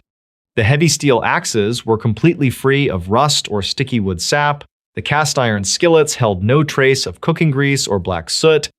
Even the worn leather work boots, placed neatly next to a stack of folded winter coats, were completely spotless, devoid of the heavy mountain mud that coated everything in the entire region. It was as if the family had spent their final hours systematically purging every trace of their daily labor from their possessions, preparing them for an exhibition that no one was ever meant to see. Inside the cabin, the stillness was absolute and entirely suffocating. The sheriff stepped slowly over the wooden threshold into a living room, coated entirely in a fine, pale gray dust. It looked exactly like wood ash, but there was no smell of a recent fire, and the large stone fireplace was completely empty. The thick dust lay undisturbed over the wooden dining table, the handmade rocking chairs, the cold cast iron stove, and the unmade beds in the far corner. When the men shone their heavy brass flashlights into the gloom, they realized something impossible. The ash was only present on the furniture and the horizontal floorboards. The vertical walls and the low wooden ceiling were perfectly clean, completely untouched by whatever had settled like a blanket over the room. On the exact center of the dining table, resting precisely in the middle of an ash-covered ceramic dinner plate, was a heavy brass pocket watch. It belonged to the father of the missing family. The sheriff picked it up with a heavy gloved hand, wiping the thick gray dust from the cracked glass face. The intricate metal hands of the watch were moving, but they were spinning backward at a rapid, frantic pace. The faint, mechanical ticking sound was the only noise in the entire room, a fluttering, unnatural rhythm that seemed incredibly loud and abrasive in the dead quiet of the abandoned cabin. As the men gathered tightly in the cramped space, a new sound drifted up from the floorboards. It came from the root cellar located directly beneath the kitchen. It was a slow, rhythmic thumping, followed by a human voice. The men froze instantly, their hands dropping to their holstered sidearms. One of the deputies called out, loudly identifying themselves as the County Rescue Squad, demanding that whoever was down there come up the stairs slowly with their hands empty. The voice from beneath the floorboards answered, but it did not ask for help. Instead, it repeated the deputy's exact words back to him. The tone was perfectly flat, devoid of any panic or natural human emotion, and it sounded heavily distorted, like a 911 dispatcher speaking through a broken and static-filled radio. The sheriff silently ordered 2 men to pry open the heavy wooden trapdoor leading down into the subterranean darkness. As they wedged a heavy steel crowbar beneath the iron handle, the mimicking voice abruptly stopped. The rhythmic thumping ceased entirely. The men pulled the door upward on its groaning hinges, fully expecting the suffocating smell of decay or the sudden rush of trapped, stale air to hit their faces. Instead, a wave of freezing cold washed over their heavy leather boots, instantly frosting the denim of their jeans. The bright flashlight beams cut through the pitch blackness below, revealing rows of empty wooden preserves, shelves, and a hard-packed dirt floor. The small cellar was completely empty. There was nowhere to hide, and no secondary exit leading out into the yard. But as the bright beams of light swept slowly across the back wall of the underground room, the men noticed something carved deeply into the cold earth. It was a single word, repeated endlessly, covering every visible inch of the cellar walls, from the floor up to the wooden beams of the ceiling. The letters were jagged and frantic, seemingly gouged into the hard dirt with bare, bleeding hands. The word was simply, wait. Before anyone could speak a word of comfort or confusion, the heavy brass pocket watch resting on the table above them violently shattered. The glass face exploded outward in a shower of sharp fragments, and the frantic ticking abruptly died, plunging the cabin back into absolute silence. The search party did not stay to investigate the surrounding woods. According to the whispered accounts that circulated through the rural community for decades, the 12 men backed out of the cabin without ever turning their backs to the open doorway. They did not touch the bizarre concentric circles of personal belongings arranged in the frozen yard. They did not speak a single word to one another as they marched aggressively back through the pale, barkless trees, their eyes fixed firmly on the dirt trail ahead of them. When they finally reached the barricade of bones and rusted bells, they found that the section they had carefully dismantled had been completely woven back together. The thorny vines were fresh, and the rusted bells were swaying slightly, though there was still no wind in the gorge. Upon returning to the main road at the very edge of the hollow, the men found that the tracking dogs were gone. Their heavy leather collars remained attached to the rusted steel guardrail, but the thick metal buckles had not been unfastened. The thick leather had simply been sliced clean through by something incredibly sharp. The hounds were never found by anyone in the county. The sheriff filed a highly abbreviated, heavily redacted police report the following morning. Before the week was out, he privately requested that the County Road Commission deliver 3 massive dump trucks of heavy gravel and jagged limestone boulders to the entrance of the dirt road leading into the hollow. Within days, the path was completely blocked, barricaded behind a massive wall of stone and a heavy steel chain locked tightly across the surrounding trees. The families of the search party members noted profound and disturbing changes in the men who returned from the hollow. They suffered from severe insomnia, pacing their small homes late into the night, endlessly checking the deadbolts on their doors and windows. When they did sleep, they were plagued by violent night terrors, waking up drenched in cold sweat, but refusing to describe what they had dreamed. One of the younger deputies entirely lost his hearing in his left ear just 3 days after the search. Medical examinations at the local clinic could find no physical cause for the sudden deafness, but the deputy privately confessed to his wife that he had not lost his hearing at all. Instead, he claimed that a continuous, flat voice was constantly whispering a single word directly into his eardrum, drowning out all other sounds in the natural world. The local newspaper published a brief 2-sentence article stating that the family had suddenly relocated out of state due to severe financial difficulties. No further search efforts were ever authorized by the state police. The county slowly and quietly revised its geological survey maps over the following 10 years, intentionally omitting the old logging trail and the narrow, shadowed gorge beneath Blacktop Ridge. The area was simply absorbed into the blank green space of protected wilderness, effectively erased from official existence. The men who walked into the woods that day rarely spoke of it again, and several of them moved entirely out of the Appalachian region before the heavy snow melted the following spring. Today, the deep hollow remains entirely untouched by modern development. Hikers who attempt to navigate the dense, untamed woods often report an unnatural sense of profound disorientation as they approach the eastern slope of the high ridge. Digital navigation devices fail entirely, analog compass needles spin aimlessly in slow circles, and the thick forest canopy seems to trap the dying daylight, plunging the surrounding trees into premature darkness by 3 o'clock in the afternoon. Those who stray too close to the unmarked boundary line often claim to experience sudden nosebleeds and severe migraines, accompanied by the overwhelming, primal feeling of being intently observed from the high, dark branches. Some local residents still firmly believe that the ancient barrier of woven vines and rusted bells still exists, hidden deep within the impenetrable overgrowth constantly maintained by an unseen presence. They say that if you find yourself wandering near the rocky base of the ridge and the normal sounds of the forest suddenly drop away, you must immediately turn around and walk directly back the way you came.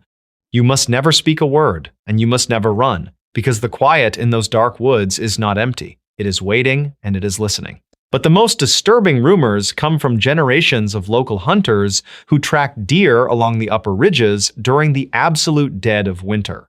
When the bitter wind is entirely still and the heavy frost coats the frozen ground, they say you can look down into the shadowed, forgotten gorge and see thin, pale columns of gray smoke rising from a stone chimney that by all official accounts no longer exists. And if you stand very still and listen closely to the suffocating silence, you can sometimes hear a flat, emotionless voice echoing faintly up from the deepest part of the hollow, perfectly mimicking the sound of your own quiet breathing. They moved into a house in Texas that wasn't empty. The first thing they found was the warm coffee cup in the attic, set carefully on a square of newspaper that had gone soft with dust. It was still giving off a faint smell, bitter and stale, as if someone had stepped away from it only minutes before. There was no electricity connected to the upper crawl space, no furniture, no reason for anyone to be there at all, yet the cup sat upright between the rafters, beside a folded blanket and a little pile of sunflower seed shells, as neat and ordinary as a place setting. Down below, the moving truck was still open in the yard, and the last of the afternoon light was crossing the pasture behind the house. Nothing in the wide, empty land around them suggested a neighbor close enough to wander in unnoticed. Nothing in the old sale records had suggested anyone else still had a claim to the property. The house stood outside a small Texas town where roads ran flat for miles, and the fences often outlasted the names of the families who built them. It was an older place, patched and repainted so many times that its walls held different ages and layers. The deed had been messy from the beginning. The closing attorney had explained in a tired voice that there were gaps in the ownership history after an older relative died without a clear will. Some names appeared twice in county papers. Others appeared once and never again. There had been tax notices, a probate filing that seemed to stop halfway through, and an unsigned transfer copied from a much older ledger. It was not unusual in that part of the state, they were told. Land stayed in families, houses passed hand to hand, records went missing, people died, and cousins argued, and sooner or later, someone sold what could still be sold. The couple who bought it were not reckless people, they were simply tired of rent and traffic and the long fluorescent fatigue of city life. The house was cheap for what it was, and from the road it looked almost peaceful. There was a rusted windmill behind the barn, a dry stock tank beyond it, and an oak tree leaning toward the porch as if it had spent years listening. The rooms inside were larger than expected, with high ceilings and old wooden doors that did not quite fit their frames. The boards creaked, but not in any dramatic way. They creaked like old houses always do, giving back the heat they stored in the day and settling deeper into themselves after dark. That first evening, after the cup was found, they told themselves what people usually tell themselves when a place already feels strange. The realtor had workers in and out during the week. A handyman could have left it, one of the men from the moving crew could have slipped upstairs to get out of the heat, someone might even have been using the attic while the property stood empty. Rural houses drew wanderers sometimes, teenagers, hunters, transients passing through. It was unsettling, but not impossible. They threw the cup away, opened the attic window, and tried to laugh about it over takeout eaten from cardboard containers in the kitchen. Then, sometime after midnight, the woman woke to the sound of slow footsteps above the bedroom ceiling. Not the scurry of an animal, not the scratch of branches. These were measured steps, heavy enough to press dust from the cracks overhead, moving from one end of the attic to the other and then stopping directly above the bed. The house had no central air yet, and in the stillness, every sound traveled plainly. Her husband listened too. They lay there in the dark, not speaking until the steps resumed, and went away toward the back of the house. He got up, took a flashlight from a box in the hall, and checked every room downstairs before climbing the narrow stair to the attic hatch. By then, the sound had stopped. The insulation lay undisturbed. No blanket, no newspaper, no sign of the cup except the dark ring it had left on a board. The next day brought small contradictions. A kitchen cabinet they had emptied was standing open. A roll of paper towels they had set by the sink was gone, then turned up behind canned goods in the pantry. One of the back windows, painted shut for years, seemed to have been lifted from the outside and lowered again, leaving a clean line in the dust along the sill. These things had simple explanations when taken one at a time. Unfamiliar house, stress, half-unpacked boxes, but the unease did not come from any single event. It came from the shape they made together, as if a pattern were forming at the edge of vision and never holding still long enough to be named. The older neighbors, when approached carefully, were polite in the manner of people who have learned not to say too much at first. One woman at the feed store remembered the family that had lived there before the property went into confusion. Or rather, she remembered several families connected by marriage and grief and debt in ways that were no longer clear. A man had died in the house many years earlier. Another had left after a dispute over inheritance. Someone's daughter had come back for a while and then disappeared from conversation without anyone explaining where she went. The neighbor said there had always been stories about the place not staying empty when it ought to. She said it lightly, with a small smile, the way rural people sometimes mention old rumors without wanting to sound foolish. The house, she said, had a habit of collecting strays, sometimes cats.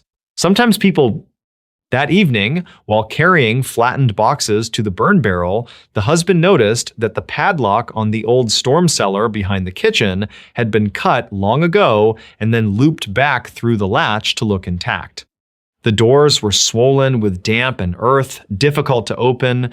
Inside, the cellar was mostly bare. There were shelves for canned food, a broken jar, the smell of old soil and limestone. But at the far end, where the light narrowed, there was a gap in the rear wall where the concrete had been chipped away around an older foundation line. Someone had stacked loose boards over it from the inside. Behind those boards lay a narrow passage just high enough for a person to crawl through on hands and knees.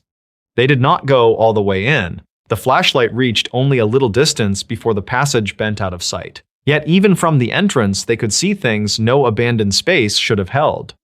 A plastic grocery bag, a fork, a clean blanket, a candle burned low in a jar lid. They backed out slowly, dragging the cellar doors shut with more force than necessary. Neither of them said much while the sun went down. It seemed important, suddenly, not to let their voices carry. They called the sheriff's office the next morning. A deputy drove out in a pale truck coated with road dust and listened without much visible surprise. According to reports from other parts of the country, old houses with voids between walls, attic runs, and service spaces had occasionally hidden people for days or even months. The word for it had begun appearing in public discussions, though most people still treated it like a story told online late at night. The deputy did not use the word. He only asked where the access points were. He looked through the attic, the cellar passage, the crawl space beneath the addition, and the barn loft. He found no one. He did find wrappers tucked in the insulation, a stack of old mail not addressed to the new owners, and several little nests of living made from items taken around the house. One of the missing towels, a spoon, a church bulletin, a cheap radio without batteries. He said someone had probably been using the spaces before the sale and was now coming back when the lights were off. He advised changing the locks anyway, though both of them understood locks mattered less when a person already knew the hidden ways in and out. For 2 nights, nothing happened. They slept with a lamp on and the bedroom door closed. The quiet became almost worse than the noises had been. A quiet house asks to be trusted. By the 3rd night, they began to feel ashamed of their own fear. The deputy's search had been thorough. The locks were new, the cellar passage had been nailed shut. It was possible, they said, that the whole thing had ended. Then the dog started looking at the laundry room wall. He was an old animal and not easily excited. They had brought him from the city because he followed them from room to room and could not bear separation. In the new house, he had seemed uneasy from the first hour, but on the 4th evening, he planted himself in front of the laundry room, ears low, and began to growl at a section of wall beside the water heater. It was a soft, constant sound, more troubled than aggressive. When the husband tapped the paneling there, the sound that came back was wrong, not solid, hollow. A contractor they reached the next day confirmed that the room had once been larger and then boxed in, leaving a chase between 2 walls that ran toward the old kitchen. The panel came loose with only a pry bar and a little pressure. Behind it was a standing space no wider than a coffin turned upright. There were shelves set between studs, hooks made from bent nails, a narrow mattress folded in half, empty food tins, a transistor radio, and 3 little circles marked on the wood where candles had burned down to wax. On one shelf sat a row of objects taken from the house over the last week. The missing paper towels, a kitchen knife, a family photograph still in its moving box, her hairbrush, one of his shirts. None of it looked stolen for money. It looked selected, kept, touched. At the back of the cavity, there was a second opening, almost invisible in the shadow, leading deeper toward the heart of the house. Cool air came through it, carrying the faint scent of soap and something older beneath it, the close smell of skin trapped in stale wood. This time, the sheriff's office returned with more men. They searched for hours. The hidden route twisted through walls and dead spaces left by additions made over several decades. It connected the laundry room to a strip behind the pantry, then up by a ladder cut into framing toward the attic eaves. There were marks everywhere that suggested long use. Smoothed boards where hands had steadied themselves, cloth stuffed into openings to muffle sound, view holes no wider than coins looking into the kitchen, the hallway, and one corner of the bedroom. Yet once again, no person was found. The officers were forced to admit what the couple already knew. Whoever had been in the house understood it better than anyone living above the floorboards. By then, the story had reached the town in the incomplete, altered form such stories always take. Some said a drifter had taken shelter there. Some said a relative had never accepted the sale and was hiding in the structure to frighten the buyers out. Some remembered older local talk about a family member who had lived in the walls as a child during ugly domestic disputes, slipping through vents and service gaps to avoid a violent father. Others believed the hidden passages dated back much earlier to a time when people in isolated farmhouses used storm cellars and false walls to conceal cash, liquor, or kin they did not want county officials asking about. According to local memory, the house had gone through periods when windows opened by themselves, canned food vanished, and lights appeared in places with no power. None of this proved anything. It only deepened the sense that the new owners had entered a story that was already old when they found it. They moved most of their belongings into one locked room and kept the rest loaded in the truck. Sleep came in pieces. The husband began waking with the certainty that he was being observed from just beyond the dark. More than once, he rose and switched on the light to find nothing changed except the dog sitting rigid and facing the closet. The woman noticed that a hymn she had been humming in the kitchen one afternoon came back to her later from the attic, not sung, only tapped out in a slow rhythm above her head, as if someone had learned it by listening. One morning, she found a fresh bar of soap in the shower with a thumbprint pressed into it. They should have left then. By any sensible measure, they stayed too long. But leaving a house is not as simple as turning away from a motel room. There were loans, contracts, pride, the exhausting stubbornness that rises when people feel they are being pushed from something they paid for. They told themselves they wanted proof. They told themselves they wanted the sheriff to catch whoever was doing it. They told themselves they could not abandon the place over sounds in the walls. The final night began with rain. Not a storm, only a steady fall that darkened the pasture and filled the gutters until the whole house seemed wrapped in running water. Near midnight, the power flickered. The lamp in the bedroom went out and came back weakly. Somewhere in the passageways, something moved with sudden purpose, not the careful drifting they had grown used to, but a quick, committed motion through wood and plaster. The dog barked once and then yelped. The husband ran into the hall with a flashlight and heard a door closing at the far end of the house, though every visible door was still open. They found the dog trembling in the kitchen. The back porch door was unlatched. Mud had been tracked in across the floor, not from outside, but from the pantry, where a section of shelving now stood ajar like a mouth. Behind it, in the hidden run, the flashlight beam shook over hanging cloth, scattered tins, and a fresh footprint in damp earth. It was bare, small but not childlike, human, leading inward. They called 911 and were told deputies were on the way. Until then, they stayed together in the kitchen with the lights on and every visible entrance watched. Rain hissed outside, water dripped from the eaves. Above them, inside the walls, came the slow pressure of someone shifting weight from one board to another. The sound moved around the room in a patient circle, stopping once behind the refrigerator, then again above the sink, as though the unseen person were considering the best place to emerge. Neither of them spoke. The dispatcher kept asking questions through the phone, but her voice sounded far away, flattened by distance and static. What happened next was later described differently by everyone involved. The husband would say that he saw fingers curl briefly through the narrow gap between the pantry shelf and the frame, then vanish. The woman insisted she saw an eye looking through one of the tiny drilled holes near the ceiling, calm and unblinking in the flashlight beam. The responding deputies reported finding the shelf open and the hidden route empty once again, though one man privately admitted that he heard movement in the attic after the search had already been called off. The only thing all accounts agreed on was what they found in the bedroom closet. At the back, tucked behind hanging coats they had not unpacked yet, someone had arranged a neat stack of old documents tied with faded ribbon. They were deed fragments, probate copies, tax receipts, letters, and family notes taken from different years, some official and some handwritten.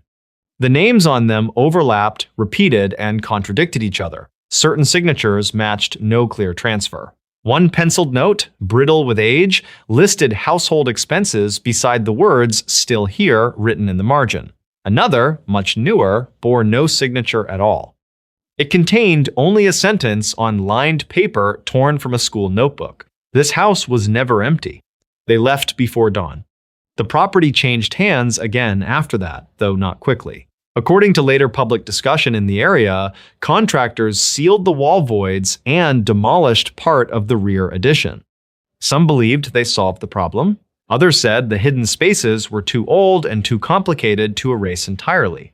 County records were eventually straightened enough for the title to pass, but local talk never settled. People still mention a house outside town where groceries disappeared from sealed kitchens and dust shifted in attic beams on windless nights. Some say an estranged relative had been living there all along, moving through the walls to protect what she believed was still hers. Some investigators suspected a far sadder explanation, the kind that grows out of generational neglect and family collapse, where a person learns to survive inside the unused parts of a home because there is nowhere else left to go.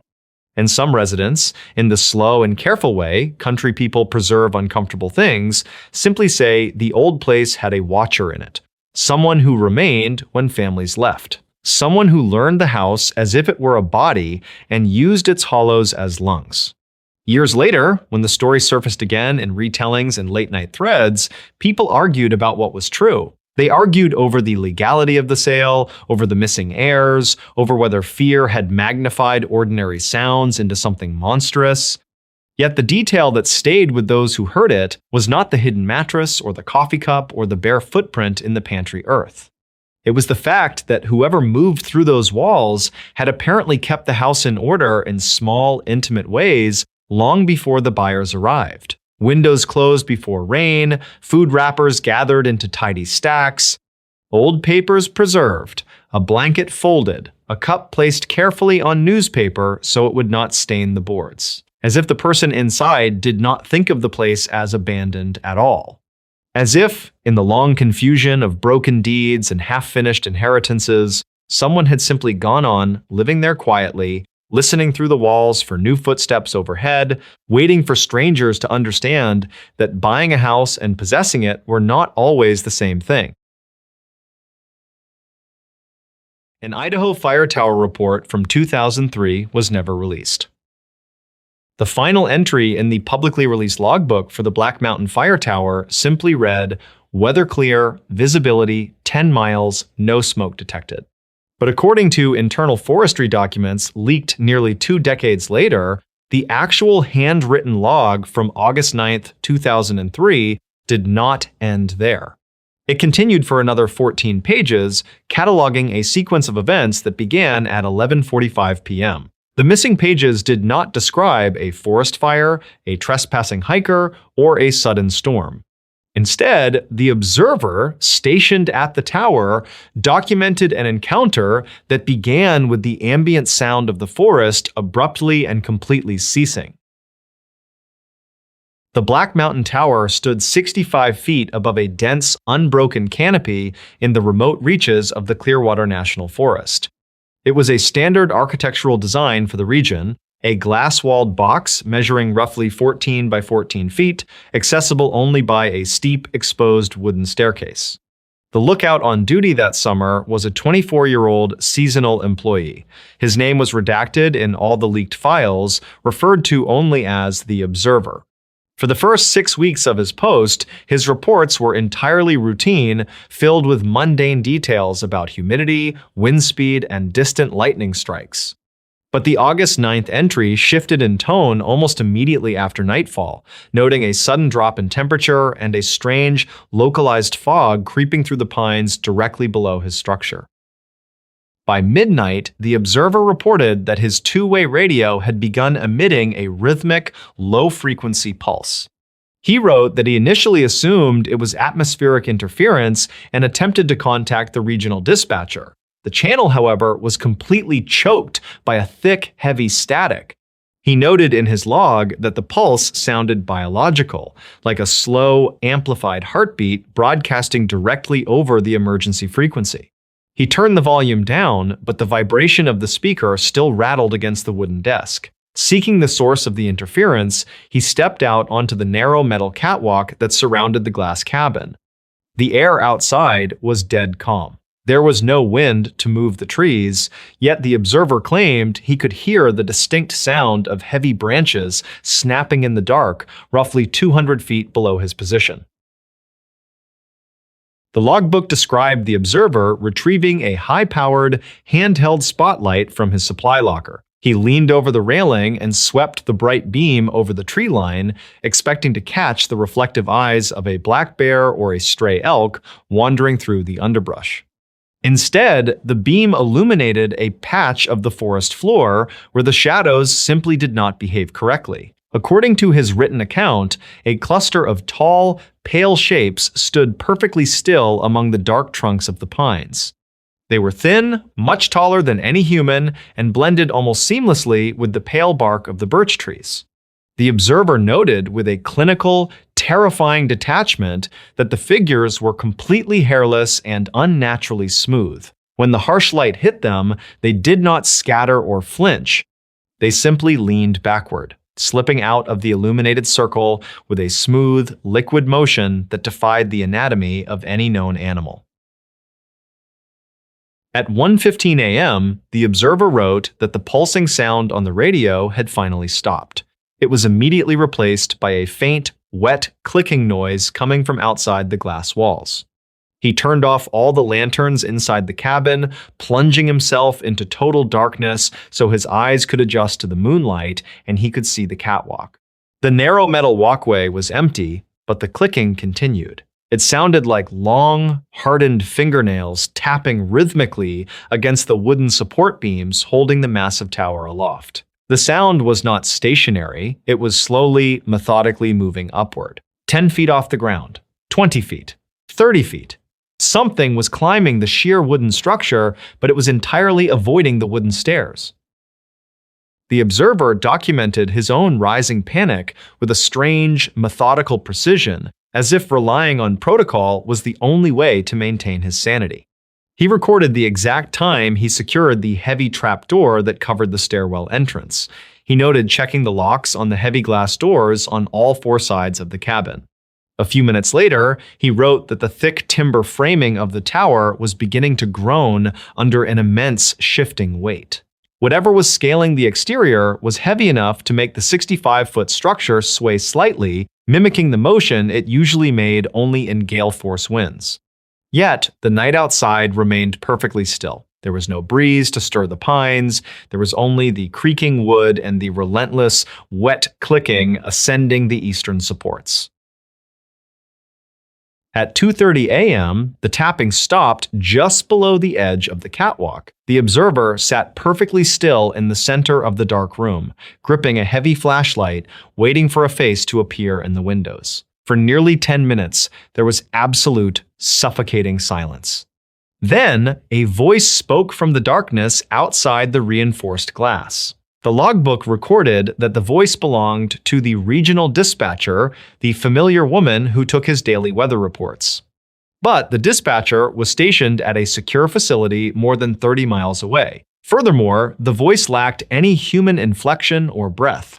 It simply repeated the phrase, "Observer status check, observer status check," over and over, with the flat, mechanical cadence of a skipping audio recording. The observer did not answer the voice. He remained motionless on the floorboards, barely daring to breathe. He wrote that when he failed to respond, the voice outside began to change. It distorted, deepening into a hollow, metallic drone, though it continued to repeat the exact same phrase. A few moments later, a second voice joined it from the western side of the catwalk. This one sounded like a young child crying softly, a sound that had no logical place in the middle of a remote wilderness in the dead of night. Then a third voice joined the chorus, flawlessly mimicking the rhythmic, low-frequency pulse he had heard earlier on his radio. A chaotic symphony of impossible sounds drifted through the thin glass panes surrounding the cabin entirely. The observer realized they were trying to provoke a response, attempting to trick him into speaking so they could pinpoint his exact location within the dark room. At 3:14 a.m., the observer managed to write his second-to-last entry. The handwriting had become shaky, the letters pressed deeply into the paper. He wrote that a face had finally pressed itself against the glass on the northern side of the cabin. He could only see its outline in the dim moonlight. He described it as impossibly long, pale, and completely smooth, entirely lacking eyes, a nose, or any discernible human features. It had only a wide, dark fissure where a mouth should be.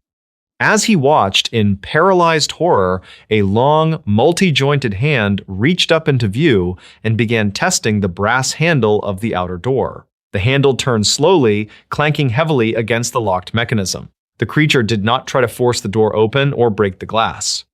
It simply stood there, patiently testing the lock, while the stolen voices continued to murmur endlessly from the surrounding darkness. The final page of the unredacted logbook contained only a few hurried sentences logged at 3:43 a.m. The handwriting had devolved into a frantic, nearly illegible scrawl.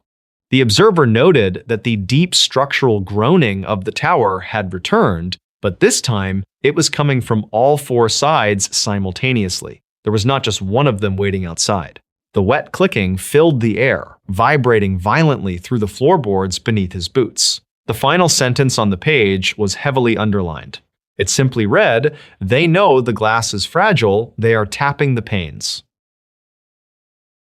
When the scheduled relief crew arrived 2 days later, the Black Mountain Tower was empty. There was no sign of a struggle, the furniture was undisturbed, and no trace of blood or damage was found inside the cabin. The heavy wooden trapdoor was still securely locked from the inside, meaning whoever left had not used the stairs. The glass windows were entirely intact, but the relief crew noted they were covered in an oily, translucent residue on the outside, spanning from the floor to the roofline. The Forestry Service never publicly identified the substance. The observer's personal belongings, including his keys and wallet, were still neatly packed in his duffel bag beneath the cot. The official report filed by the agency later that month stated that the young man had simply walked off the job, abandoning his post to hike back to civilization due to severe isolation fatigue. The unredacted logbook pages remained buried in classified archives until a Freedom of Information request accidentally uncovered them nearly 2 decades later. The Forestry Service immediately issued a brief statement dismissing the handwritten pages as a creative writing exercise, claiming they were merely a symptom of the observer's declining mental state during his long deployment. But former rangers who worked the Black Mountain District during that era have long shared quiet rumors about the events of that summer. They frequently point out that the fire tower was permanently decommissioned and completely dismantled just 3 weeks after the disappearance, an expensive and unusual procedure for a fully functional structure. And local hikers still whisper about certain windless nights deep in the Clearwater Forest when the woods fall dead silent, and the trees seem to echo with the faint sound of a hollow, lifeless voice endlessly asking for a status check.